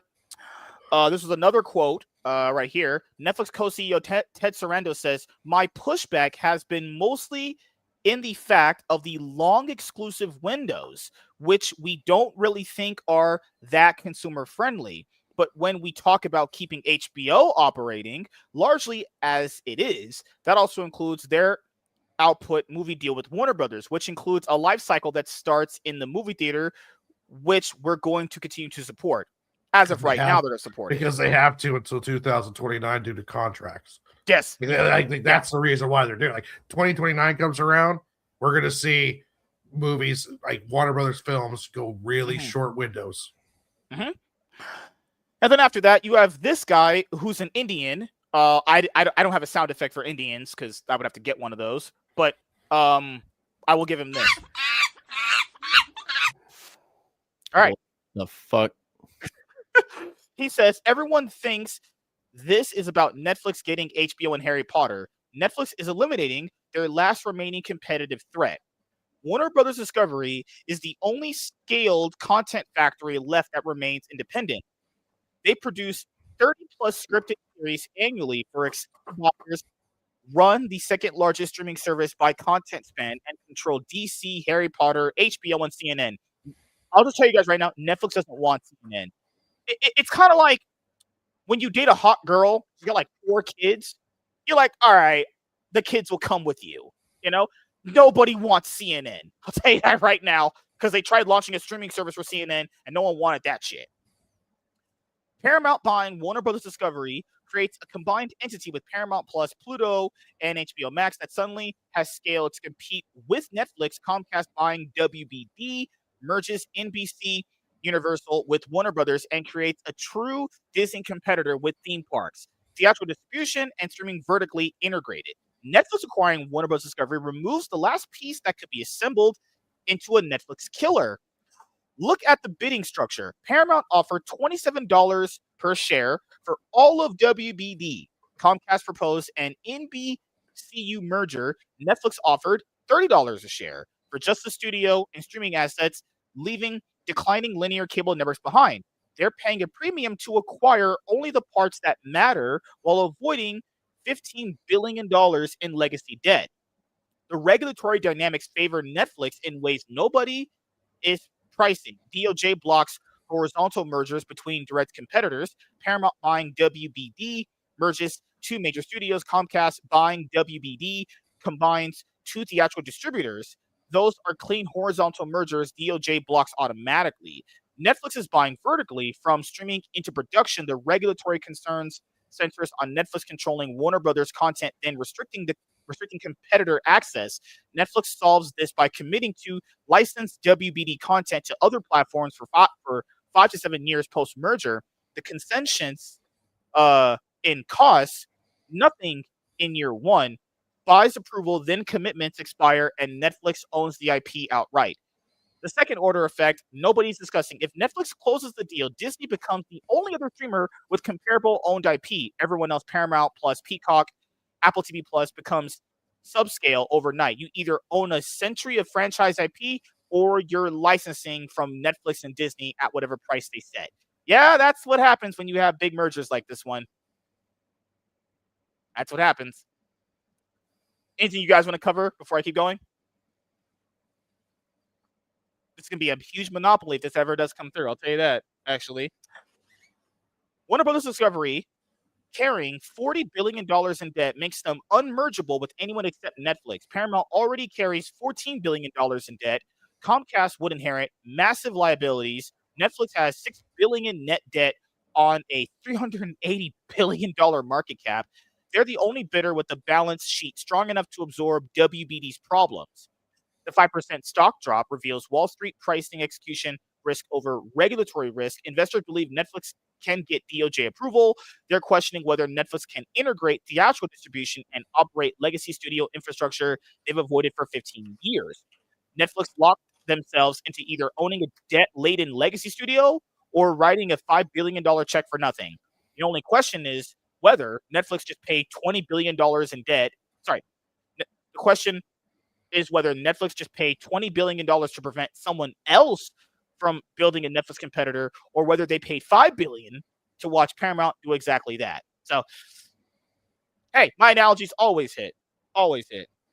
This guy, Louis Indian, for sure is an Indian, says, this is a very sad day for the whole industry. A disastrous and worst outcome for Warner Brothers. An evil checkmate applied by Netflix against legacy Hollywood. Yeah, that's how it works. So, there's so many more opinions here. I mean, John Roca's, fucking retarded as hell. Jimmy Palmiotti, I've had him on the show. Doesn't John Roca review movies? Well, he's also retarded too. He does that. Jimmy had his own opinion about this. I've had Jimmy on the show. We disagree politically, obviously, but I like the guy. He's a crazy old Jimmy. This guy named Boy Hoyt, he's a opinion. If Netflix gets Warner Brothers, it's lights out for one of the last great libraries of American entertainment, because Netflix isn't a studio. It's the biggest, most ruthless propaganda machine for wokeness on the planet. Everything they touch exists for one reason only: to shove the message down your throat 24/7. Give them Warner Brothers and watch what happens next. Immediate content purchase, anything that offends the current year sensitivity readers vanishes overnight. Classic films updated with trigger warnings and censor cuts, or just quietly erased. Endless woke remakes, reboots, and reimaginings where every hero gets race swap, gender swap, or sexuality swap until the IPs are unrecognizable. Bro, they're already doing that with One Piece. You think Princess Vivi is black? That's already happened. They're not going to just start doing that. They already been doing that. Just pointing it out there, you know? The entire DC universe turned into a rainbow-colored lecture series about toxic masculinity. Harry Potter spinoffs cranked out to promote fake representation and inclusion. Looney Tunes, The Matrix, Lord of the Rings, and every beloved IP systematically dismantled and rebuilt to serve the ideology. Good Lord. Strip mine legendary franchises, inject them with terminal wokeness, kill the fan base, tank the box office, then blame the audience for not clapping hard enough. And the worst part, Netflix has the power to make sure the good old versions disappear too. So, what are you guys thinking about this guy's take here? I think he's being a bit dramatic. I can name multiple IPs that Netflix has that haven't gone woke. Yeah, he might be a little bit dramatic, but I don't blame him for feeling this way just because of the current political climate that we live in. I would say Disney's bigger than Netflix, though. And Disney definitely has Disney fits this description. That like just about Disney, I'd be like, yeah, bro. I mean, Netflix did this too. I'm not saying they're not, but Disney this is literally Disney. If he wrote Disney over Netflix here, I'd be like, I get you what you mean. Yeah. Danny, go ahead. What do you want to say, Nate? I was going to say, Danny Hutchins pointed out Amazon made Penguin into a woman in the new Batman Caped Crusader. Oh yeah! Oh my God! It's not just Netflix; it's everyone. Yeah. The difference between Netflix, Amazon, and Disney is Netflix and Amazon don't demand everything be woke. Disney does. So Netflix and Amazon will just give people money and let them create stuff without going down woke. Reacher on Amazon is not woke. Extraction on Netflix is not woke. Now, is there woke shit? Look what they did to The Witcher. So it is possible. It is going to happen, but it doesn't mean that it's automatic. I would be more worried about Disney than I would be. Oh no, because we're talking about race swaps. And guys, I know you guys like One Piece there. Princess Vivi in the Alabasta arc for One Piece is going to be played by a black girl. Vivi, this is what Vivi looks like. Okay, I'll just point out what. Here, I'll show right now. There's no horse point here. Princess Vivi, One Piece. Okay, I want to show you guys what she looks like, and I want to show you guys what Netflix casted her as. Okay, this is what she looks like. Okay, let's go Netflix. Okay, this is what she's gonna look like in the Nexus version. Well, she is a desert character, so. I mean, the resemblance is uncanny there. Just pointing out. They're not just starting to do this. They've been doing this for a while at this point. Honestly, I haven't watched a single episode of One Piece, so I really don't give a shit. Well, you can go fuck up. Cloud chasing. The live action is actually pretty good. Because entertainment is the last thing Netflix does anymore. They're building a woke fantasy land where conservative values like sex with kids bad vanish, and insane liberal values like, quote, no such thing as boys or girls flourish. If this merger ever happens, kiss the real Warner Brothers goodbye forever. Yeah, it's a bit dramatic. I mean, having sex with kids is bad. Well, yeah, what? That's disgusting. That's horrible. You should be diddied. You know? And now we get to the final portion of this, you know, roasting on Snyder fans. So Zack Snyder fans, I'm not saying all of them, I'm going to say a good 90% of them. That's what I would say. Like, you know, you guys know my quote, 95% of women are garbage. 90% of Snyder fans, make sure I read the point. 90% of Zack Snyder fans are idiots. They are literally terminally online losers. Literally, if Zack Snyder came up to them, pulled down his pants, and said, suck my meat, put it down to your esophagus, all of them would do it. No questions. They would put it down to their throats, gargling on his fat cock with all the jizz dripping down their throats. Okay. Calm the fuck down. Because that is just who they are, actually. Zack Snyder fans, most of them, 90% of them, are so stupid. Their brains don't function. It is mayonnaise, honey, and shit in their brains, mixing around 24/7, and it does not work. Okay, so Zack Snyder had a lot of franchises he was doing at Netflix. Sorry. Let me reread. Zack Snyder had a lot of franchises he was doing at Netflix, okay? So Netflix quietly canceled all of them. Anything with Army of the Dead, Rebel Moon, that animated series he did called Twilight of the Gods, that got, I heard, canned, actually. It was You know? actually good. I liked it. It was one of the better projects he did with Netflix. And then, you know what someone told me? Someone told me on Twitter, there's a quote, there's a tweet here. Netflix intentionally did that because they knew they were going to buy Warner Brothers so they could clear Zack Snyder's schedule so he could do Zack Snyder's Justice League 2 and continue the Snyderverse. Guys, just hear me out here. Use your brains. I know Snyder fans don't do that, but just hear me out here. They canceled this guy's shit like 3 to 4 weeks ago before this ever happened. Why would they let this guy do anything else? He clearly didn't bring them enough viewership from his name alone. You think like Zack Snyder, he's got a big fan base. They'll just watch anything he does. They didn't. And the ones that did made fun of it. Yeah. Yeah.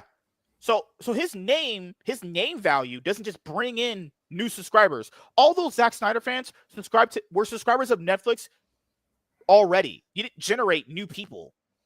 And I saw Army of the Dead. That movie's fucking trash. I tried to watch the first Rebel Moon. Because honestly, premise wise, I mean, rated R Star Wars, that sounds pretty fucking cool. So why would I not check that out? But well, there's a red flag before that. I got maybe 10, 15 minutes in and I was bored out of my fucking mind. I already knew what kind of movie I was in for the moment the slow-mo started. And it was literally just sand falling on the floor for no reason. Do you know how I knew it was a red flag and why I wasn't going to watch it at all? Because because Zach has told the story. It's a rejected Star Wars plot. That means he pitched that to Kathleen Kennedy, and even she said no. And keep in mind, Kathleen Kennedy makes a whole lot of dog shit for Lucasfilm. But if she looked at that and went, that was trash, that must be saying something, right? Here's the quote. Here's the tweet right here. They probably canceled it to tell him he's restoring the Snyderverse because they're buying Warner Brothers. Have you ever thought that? Bruh. Please tell me you called this guy the N-word. I'm kidding. I just cannot believe there are people like, so let's go back to Man of Steel. That was 2012, right? 2013. All right. So all these years later, and even after the cancellation of what Snyder was doing and, in the current, James Gunn climate, you still have idiots who believe that he's going to come back and just kick off a whole nother universe of movies when nearly all of those movies were failing critically and commercially. I hate people. People's elevators do not go all the way to the fucking top, apparently. Okay, so Snyderverse is basically Man of Steel, BVS. You have Suicide Squad, Wonder Woman, and then it would be Zack Snyder's Justice League. I don't throw Aquaman in there because Aquaman was actually good. Well, Aquaman came out after Justice League. Yeah, but they all, because it's weird with these idiots. They're like, he produced it. No, he did not produce it. He gets producer credit on all the movies because the universe started with him. Even if he's not physically there, he gets producer credit. Guys, people have gotten producer credits in movies just from having a call with the director. Yeah, just putting it out there. Then you have this retard calling himself Dr. Brando because these guys, I think they're smart actually. Yeah, nothing is happening. Meanwhile, Zack Snyder shares this photo 13 minutes ago. Go cry somewhere else. Do you know why? He's sharing these photos? Because this isn't the first one he's shared. He always does this on this app called Vero. He did this for years. There's nothing here. He's only sharing this shit because honestly, this is all he has left. This is his fucking legacy. He is fading into irrelevancy and nobody gives a fuck about him anymore. He doesn't make good movies. Everything he's made past 2010 has been mediocre to fucking dog shit. Nobody fucking cares about Zack Snyder anymore. He's not this god. He's not this, messiah of filmmakers that these fucking people make him out to be. Oh, God. He's about as much of a hack as Michael Bay is. Don't you talk about my daddy like that. Don't talk to me until I've had my diarrhea. Okay. And here's another one right here. None of us Nothing is happening with Snyder and DC. The DCU is still going, but Dr. Brando, go fuck yourself. Yeah, Rebel Moon canceled. Army of the Dead canceled. Well, Army of Thieves is a spinoff of this, so I understand Still what he means canceled. here. Still canceled. Yeah. Twilight Gods canceled. Netflix has now canceled all of the projects of Zack Snyder after suffering huge financial loss because each of them flopped badly. Because nobody wants to watch dog shit products from a washed up director that doesn't make good movies. And the last one, because I can't do Snyder people. They're just retarded. I can't. They're so dumb. My brain loses brain cells when reading what they type. I should actually mute the word Zack Snyder on Twitter, but I don't because I need them. I'm telling content. you, and I said it before we started this video. Zack Snyder could literally die tomorrow. And these fucking weirdos a week later would find where he's buried. They would show up wearing black cloaks or something, and they would do some weird necromancy fucking spell to resurrect this bastard from the dead, hoping that he would make movies for them again. I'm not kidding. Literally, he could pull his pants down, spread his ass cheeks, get on all fours, take a huge shit on a plate, and his fans would call it cinematic masterpiece of excellence. I'm not kidding. When he shits, does it come out in slow motion? Probably. It's just this one shot of it slowly falling onto the plate. You get the physics of it just splatting outwards. Like, bleh. Oh, imagine God. if Netflix gives genuine DC fans what they want and brings back the Snyderverse. All right, buddy. Okay. You know what's scary to me? Some of these motherfuckers are going to be 80, 90 years old going, I'm still waiting for the return of the Snyderverse. And the viewing numbers are astronomical as expected. It would be a wake-up call to the owners of Star Wars. It's gonna happen. Star Trek. Trust me, bro. We could be on the brink of getting all franchises back on track. I want this guy to understand Zack Snyder's own projects that he just had with Netflix didn't do good. That's why they got canceled. Now, you could argue Netflix was going to do that anyway because that's just what Netflix does. They cancel good shit and don't cancel bad shit. That's just a Netflix thing. But in general, his should not bring in subscribers and fans the way that his dedicated diehards talk about him. It didn't happen. I'm sorry. Like, I don't want to watch a cinematic universe where all of these heroes are just fucking killers. I'm sorry. His like DC was garbage. His DC movies suck. Man of Steel is not good. BVS is omega level trash. Superman, killer. He let millions of people die in Metropolis. Batman, a character that literally should not be killing and picking up a gun and shooting people. That's exactly what Zack Snyder had him do.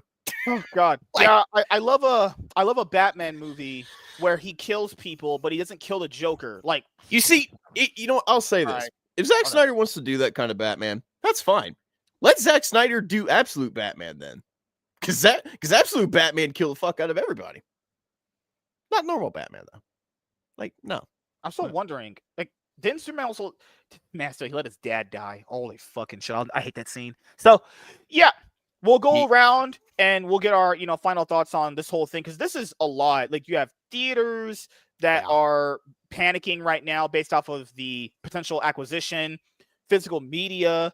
People brought up comics. I'll touch that really quickly. They're going to let Warner Brothers operate how they're going to operate for a little bit there. But I will say this. I think the reason why the comic book section of DC is going to skate by a lot of this stuff, because I don't think it generates enough revenue for Netflix to even look at it, honestly. Like, let's be honest here, a Batman lunchbox would probably make more money for you in revenue than a Batman comic book. So I'm just pointing out here that comic books are not a real big money maker like the industry would like you guys to believe, But I will say this. Will there be a reshaping of the DC comic book division once they are allowed to operate Warner Brothers the way they want to? Potentially. I will say that. And I'll be honest here. They've needed a shakeup for quite some time. So if that does happen, I'll be down for it. But then again, I don't know what's going to happen, obviously. I'm just guessing, right? So there's a lot that'll happen with this. This story will unfold because Paramount might be throwing another hat in the ring, trying to, get their way with this. So we'll start with Nate. What do you think about, Netflix acquiring Warner Brothers potentially. Your final thoughts on this whole thing, and also the Zack Snyder fans being absolute retards. It's going to be interesting to see what happens, dude. I mean, obviously, I think I speak for a lot of people when I say, you know, a lot of people, we enjoy going to the movies. We enjoy seeing these movies on the big screen. I mean, yeah, things are expensive now, but you're never going to get that experience anywhere else. I don't think the theater experience is going to die anytime soon just because Netflix is buying Warner Brothers. Do I think it's a little retarded that they're talking about, you know, doing like a 1 to 2, you know, a 1 to 2 week release window for a lot of these movies? Fuck yeah. I think that's absolutely stupid. You know, you're not going to give these movies a good enough time to actually make a profit by doing that. It's just dumb. Well, I'm sure there's going to be more talk going into this deal and how it's all going to work out. I mean, like I said, time will tell. As for the Zack Snyder fans, y'all can keep coping and seething until you're 80, 90 fucking years old. You ain't never getting the return of that fucking hack. I'm sorry. He's one movie that I give a damn about, and that's 300. That's it. Everything else he's made has been mediocre, bad, shit. I could go on and on, baby. So yeah, watch Army of the Dead, and you will truly see what ass looks like. So, like I said, keep coping, seething, and just keep wishing that it's going to return. You'll be 80, 90 years old on your fucking deathbed looking like an embarrassment because you've held this guy up on such a fucking pedestal. Fuck that fandom and fuck Zack Snyder. Warren, all he does is post on. All he does is post on Vero. He posts on Vero his sycophants, and he knows he's leading them on. He knows there's nothing going on. But he'll never come out and condemn any of that shit. My thing with all of this mostly just boils down to, I will say right now, don't overreact, everybody. Before Warren goes, just don't overreact. You have to see how things play out, you know. But I will say this, you know, as far as comic book wise, because people know I like reading comic books a lot. Netflix quite literally gets rid of great shows for less reasons, and the less reason would be it didn't generate me any subs. So the way that they look at making money compared to Warner Brothers is way different when they're able to fully operate them the way they want to. You know, just want to put that out there. But Warren, go ahead. What is your final thoughts on Pains and all this stuff? I think this is going to be bad for theaters. I don't know, like Netflix's whole model is about subscribers. So what Netflix is hoping for, in my opinion, is that they get to make a Harry Potter series and then bring in millions of Harry Potter fans. They get to make a Superman, Batman movies, bring in all the Marvel or all the comic book nerds. Start hitting all these other franchises, maybe do a reunion show for Friends, all this other stuff. Plus, not only that, they also have all these old catalogs where now you're only going to be able to find it on Netflix by 2029.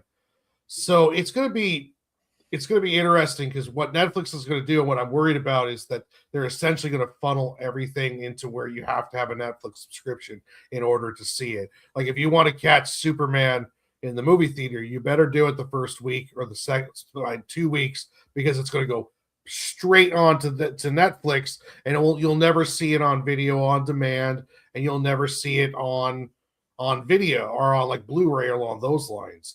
Netflix does put some stuff on video on demand and on Blu-ray, but it's usually a long time after it's been out on Netflix, and it's real sparingly. Like you could find the Daredevil series on there or Stranger Things Blu-rays, but you're not going to find like Extraction or along those lines. So it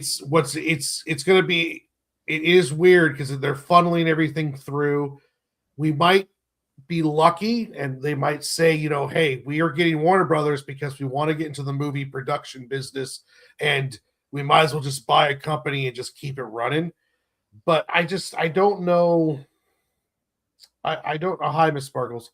I don't know, though, how this is going to turn out. The Netflix model, the way they're so quick to throw away cash, the way they're so quick to strike something down, I don't think they have a woke agenda as much as they have a make us subscribers agenda. So they don't really care if it goes woke. I don't think they care about the IPs as much.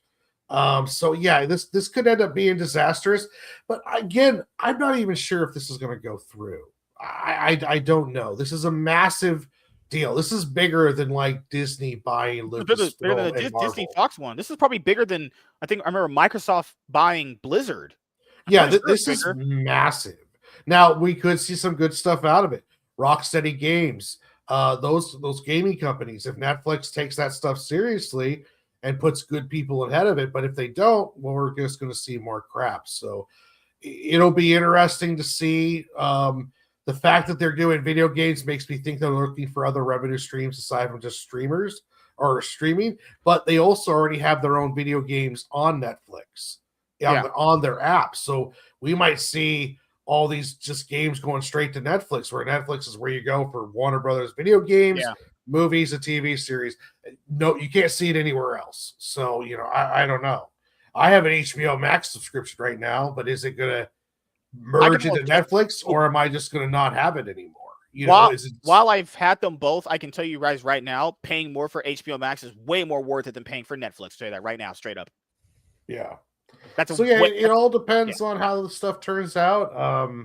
We'll have to see it. There's a lot of factors to play in. There's a huge amount of it. It's because Netflix doesn't worry about theatrical releases. So if Superman goes to the theater and for 2 weeks it only makes like $200 million or $300 million, they don't give a shit because it's going to go to the streaming service, and they're hoping that they gain 1,000, 1 million subscribers. For it. Yeah. If they get all these subs and people are watching, though, they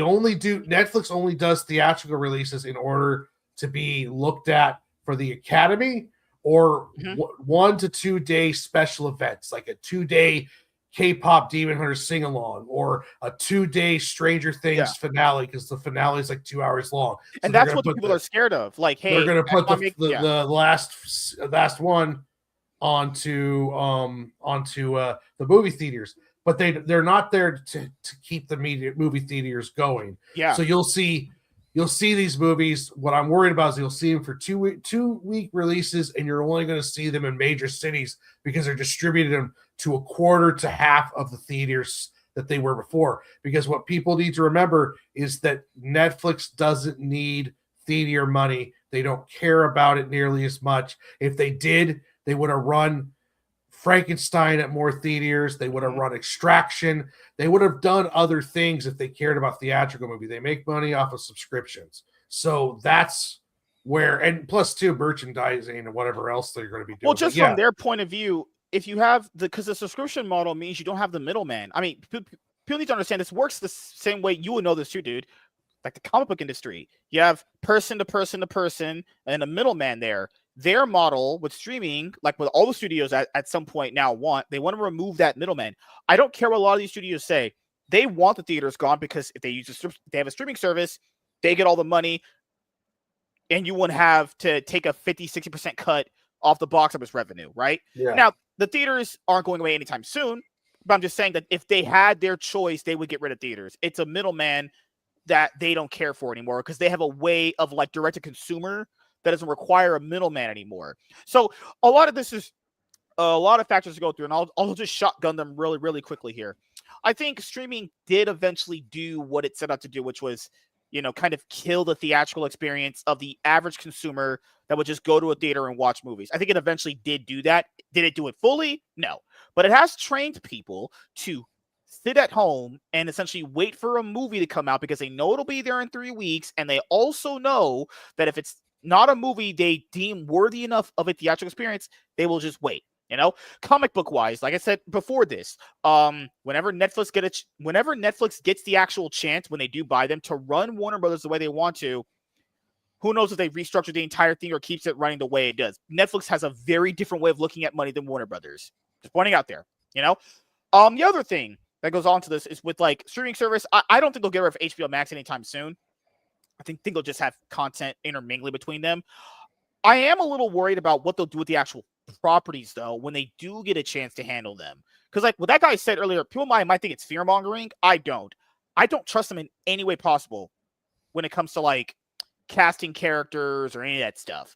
I think their way of looking at stuff is just very, very hit or miss for me. Question mark, red flag there. So, yep, we'll see how all of this goes. This is a very big thing. If it does go through, it definitely changes everything, actually. But we'll be here to deliver you guys the news, and I will have one of these streaming services, so when I get home, I can have my wife blow me and eat my ass from the back. So thank you guys for checking out this video. If you guys are returning viewers or new viewers, then please consider subscribing to the channel. If you have not already, leave a like on this video if you enjoyed it and comment down below. Also, make sure you guys hit the notification bell. That way you guys can get notified on whenever I upload a brand new video or go live. I'm MSK, AK Master Swag King, and we're going to sign out, guys. See you guys later. Goodbye. Peace.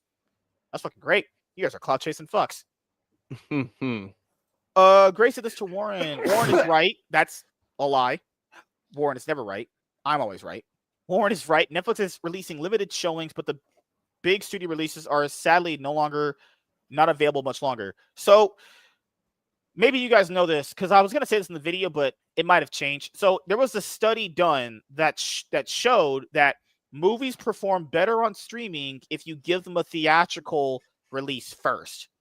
I don't know how credible that study was, who did it, how many people were surveyed, but I remember that was a survey done, I think, in like 2022, right? So I think that's the main reason why Netflix still releases movies in theaters. I imagine they believe that if you put movies in theaters, it'll have a better turnout on streaming than just dumping it on streaming, because, at least with theaters, you get like some level of a marketing window with that for it just being in theaters, right? Well, it's a word of mouth. So yeah, you release Superman to half the theaters you normally do, and it's a great movie, and then everyone's telling their friends, everyone's on Twitter talking about it. Well, that means when it goes on to streaming, everyone who didn't have access to it will jump onto the streaming service to watch it. It could be another ploy that Netflix does too. It's like, let's release a popular movie in only major cities across America. So then there's going to be a large part of America that can't get to go see it because they live too far away from those theaters. So if they do that, then that means if I live in bumfuck wherever and I can't get down to Portland to watch this movie, well, then that means I'm going to have to subscribe to Netflix to get into the buzz of what everyone's all talking about from those cities. So, like, if everyone's like, "Oh, it's the greatest movie ever," you're like, when Frankenstein came out is a great example of this. Yeah, Frankenstein was limited releases because they wanted to have an Oscar window, but then there was so much positive buzz about it that if you wanted to see it, either you had to be in like New York, Seattle, or LA, or you had to subscribe to Netflix, and then you got to watch it through there. So there is something about limiting the release, drives up the need, pushing it onto the streaming service will bring in more subscribers. So there is stuff that Netflix can do, employees that can try to make themselves or make this work for them. They have a plan. 2029 will be if this deal goes through, 2029 will be very interesting to see what the true intentions of Netflix are, because they've got to honor those contracts until 2029, and then we're going to start seeing them playing around with these shorter release windows. We'll see if they're full of shit. Because right now they could easily say, like, we really care about all of you guys. What's the saying we used to have back in the day? Talk is cheap. All that shit don't matter. When shit hits the fan and we actually are in that position, I would love to see them keep their word. I would love to see it. But okay, so Milk Toast asked me, where did I get that study from? It was done by Variety. I think we actually covered this a long time ago, back when Nate first came on. Yeah, it was done by Variety. So here's the general gist of it. Data shows movies generally perform significantly better, more viewership, interest, and revenue with a theatrical release first, generating buzz, cultural relevance, and higher streaming hours, even for smaller films, though some smaller films might be better suited for direct streaming. To save marketing costs, theatrical runs build hype and cultural cachet, making audiences more likely to watch on streaming later, with studies showing theatrical releases get more streaming hours and engagement. And also, like we talked about before, let's say it's a crap movie and everyone's talking about this is the worst movie of the year, and then in 2 weeks it goes on to Netflix. How many people are going to watch it just to say, like, I need to see this train wreck?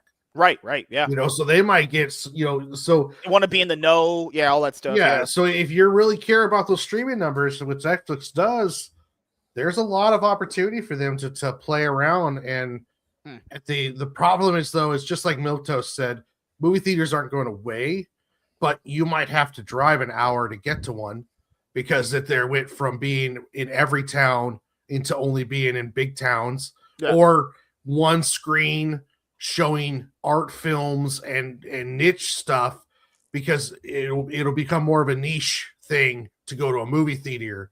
If it does, it won't die completely out. Like comic books won't die completely out. It'll come niche, and that's kind of what could happen with theaters.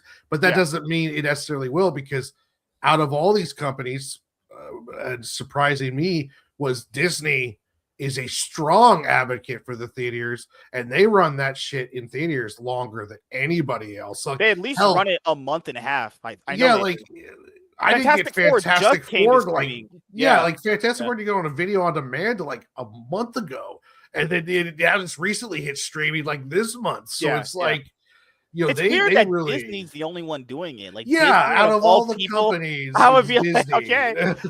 A survey found 62% of people are more willing to stream a movie if it had a theatrical run. Okay. Films starting in theaters earn far more streaming hours and generate more buzz, Wikipedia views, IMDb ratings than streaming-only counterparts, according to data from platforms like The Ankler. Creates conversation. A cinema release makes a movie a bigger event, sparking more conversation and cultural relevance, which translates to more interest when it hits streaming. Builds hype. A successful theatrical run, like with Evil Dead Rise, creates a strong foundation, ensuring good performance on streaming after the exclusive window. So, if people believe that, there you go. That's where it came from. That's because I remember we had that. I think we covered that in the stream a long time ago, but we haven't did it in a while. But man, things are gonna get crazy, guys. And no, Nate, I'm not gonna have sex with Jim. I have sex with women. Sure. Yeah, are you making tea? That. What do you mean? I feel like you're making tea after this. No, I'm gonna finish this. Sound like you had a crap week. What happened to you? Nothing. Do I got to give you a nice hug? Nice bro hug. Yeah. Oh, God, I'm old. I'm so old. God. You're 31. Shut up. I'm 31. I'm going to be old. I'll be a MILF. A DILF. I'm turning 45 on the 21st. Yeah. What? Yeah. Well, your birthday month is the same as mine? December 21st. What the fuck? We were born it's in the the same shortest month? day of the year. Damn. Crazy. Crazy, man. And the start of, I believe, the winter solstice. So if Miss Sparkle sat on your face for your birthday, wouldn't that be a great birthday gift? Jesus. You say no. You're not supposed to try and like, I don't know, pimp your chat. That's fucked up. I'm just pointing out he didn't say no. That's okay. A gentleman doesn't talk about this kind of stuff. I have respect for Miss Sparkle, so I'm not going to devolve her down to some petty MSK for thread. MSK should bring her on. I have standards. I'm sure she's nice. He's too scared of her. A woman coming on. She would take over his show. I'd rather hang myself than have a woman on this show. So we're going to do outros and then we'll head out of here because I got to get up for work early. We had a great show tonight, minus Nate always just coming in and beating us when we're down, just kicking us and destroying us. Nate is what holds the show together. I thought that was me. Nate. Thank you, Nate. You make us question our life choices. Nate is the reason why I still show up every Friday. Huh.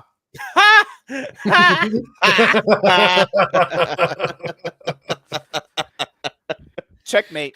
Mic drop. All right. Okay. From little Nate, what do you have planned coming up that you would like to let the audience know about? Minus coming on the birthday stream tomorrow. Well, we were gonna do Curse of Strahd episode 25 this Sunday, but I've just had a long weekend and I just need to relax. Makes sense. So we're gonna push that back to next weekend, next Sunday at 6 p.m. EST. So if you like D&D, or even if you don't like D&D and you just want to see a bunch of friends just goof off and act like jackasses on stream while rolling magical bath rocks, you can come check us out that day. I have one more stream in me for Resident Evil 7 Biohazard. I'm going to be doing the End of Zoe DLC probably within the next couple of days, and then that will finish that game up, and I'll be moving on to Resident Evil Village shortly after that. When I'm not doing any of that, you can find me on the weekly Rogues Gallery. That is tomorrow on Iron Oxide's channel. You can occasionally find me on Touchgrass with Theo Snodgrass. Theo has not invited me to the last couple episodes for some reason. I don't know what's going on. That's because you're white. Maybe I'm just not qualified enough. I don't know. And then, I mean, I think you dated women before. I'm pretty sure that's. Isn't that the qualifier? Just dating a girl? Because I did that, and that was overrated. So I wonder. Mexican, so shut up. Hey, dude, don't worry. I don't get invited either. Her, there.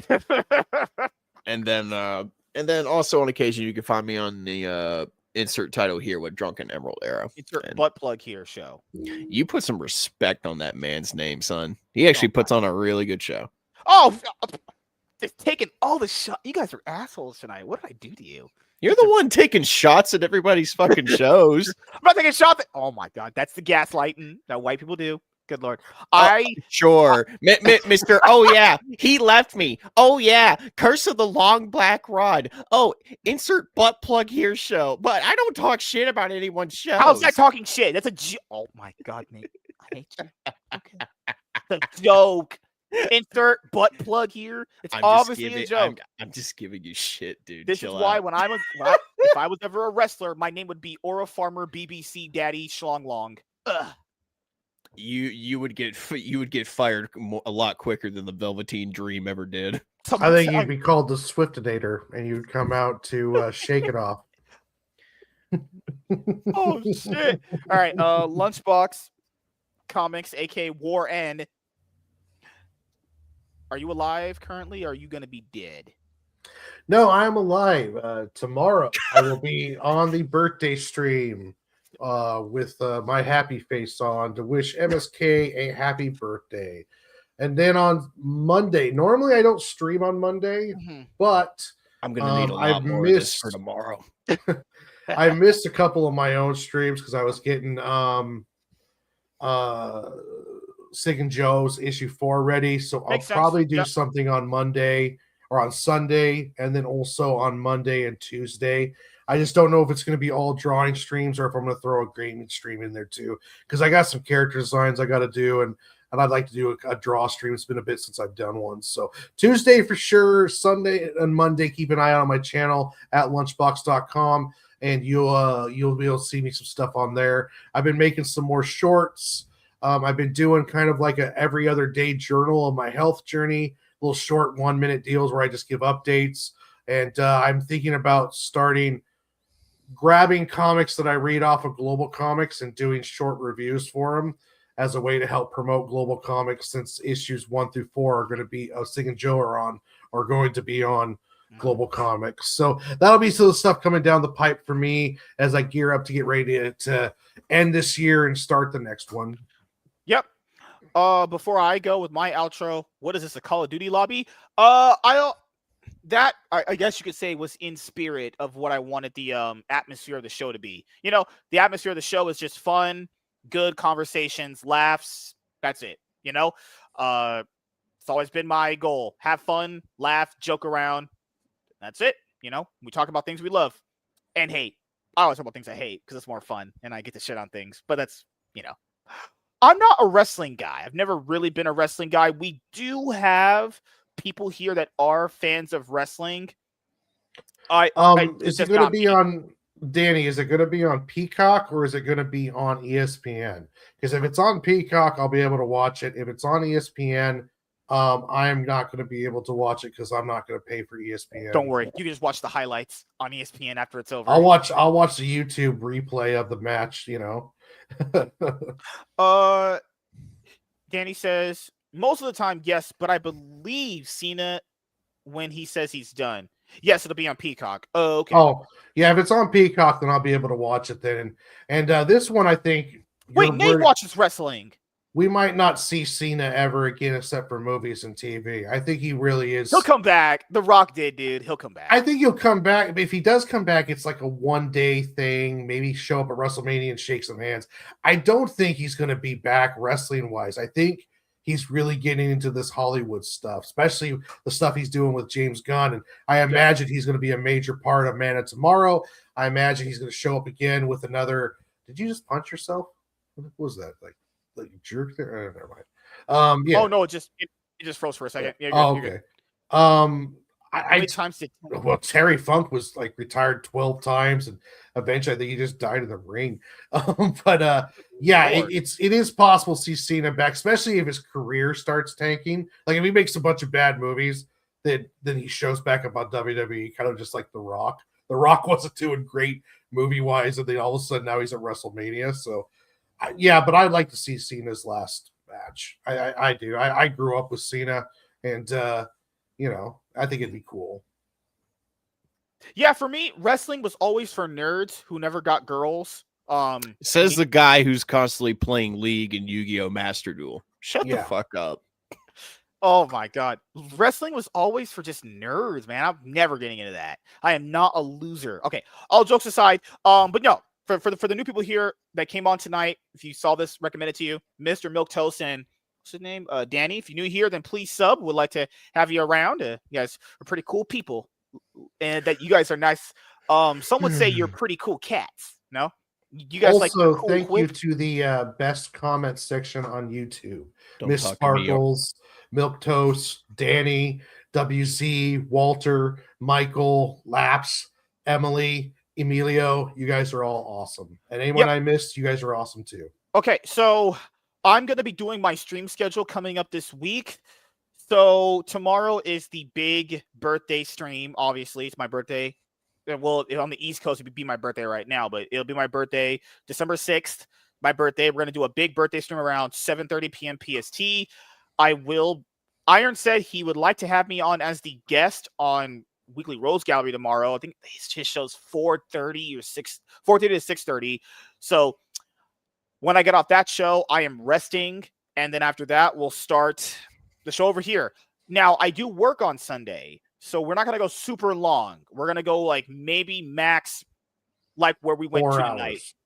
Fuck no. I'll be dead. Dude, I have a long day coming up tomorrow, so I'm going to wake up early, go to work, get off, come home, rest for a little bit, go on Iron Show, rest for a little bit, then do this show. Oh my god, it's gonna be a long day. It's okay. It's all good. It's all good. So tomorrow I'll be on the Weekly Rose Gallery, then the birthday show, and the birthday stream will only go like right here, max 2:30, maybe 3 hours. That when it hits like 10 my time or 10:30, I'm gonna be done.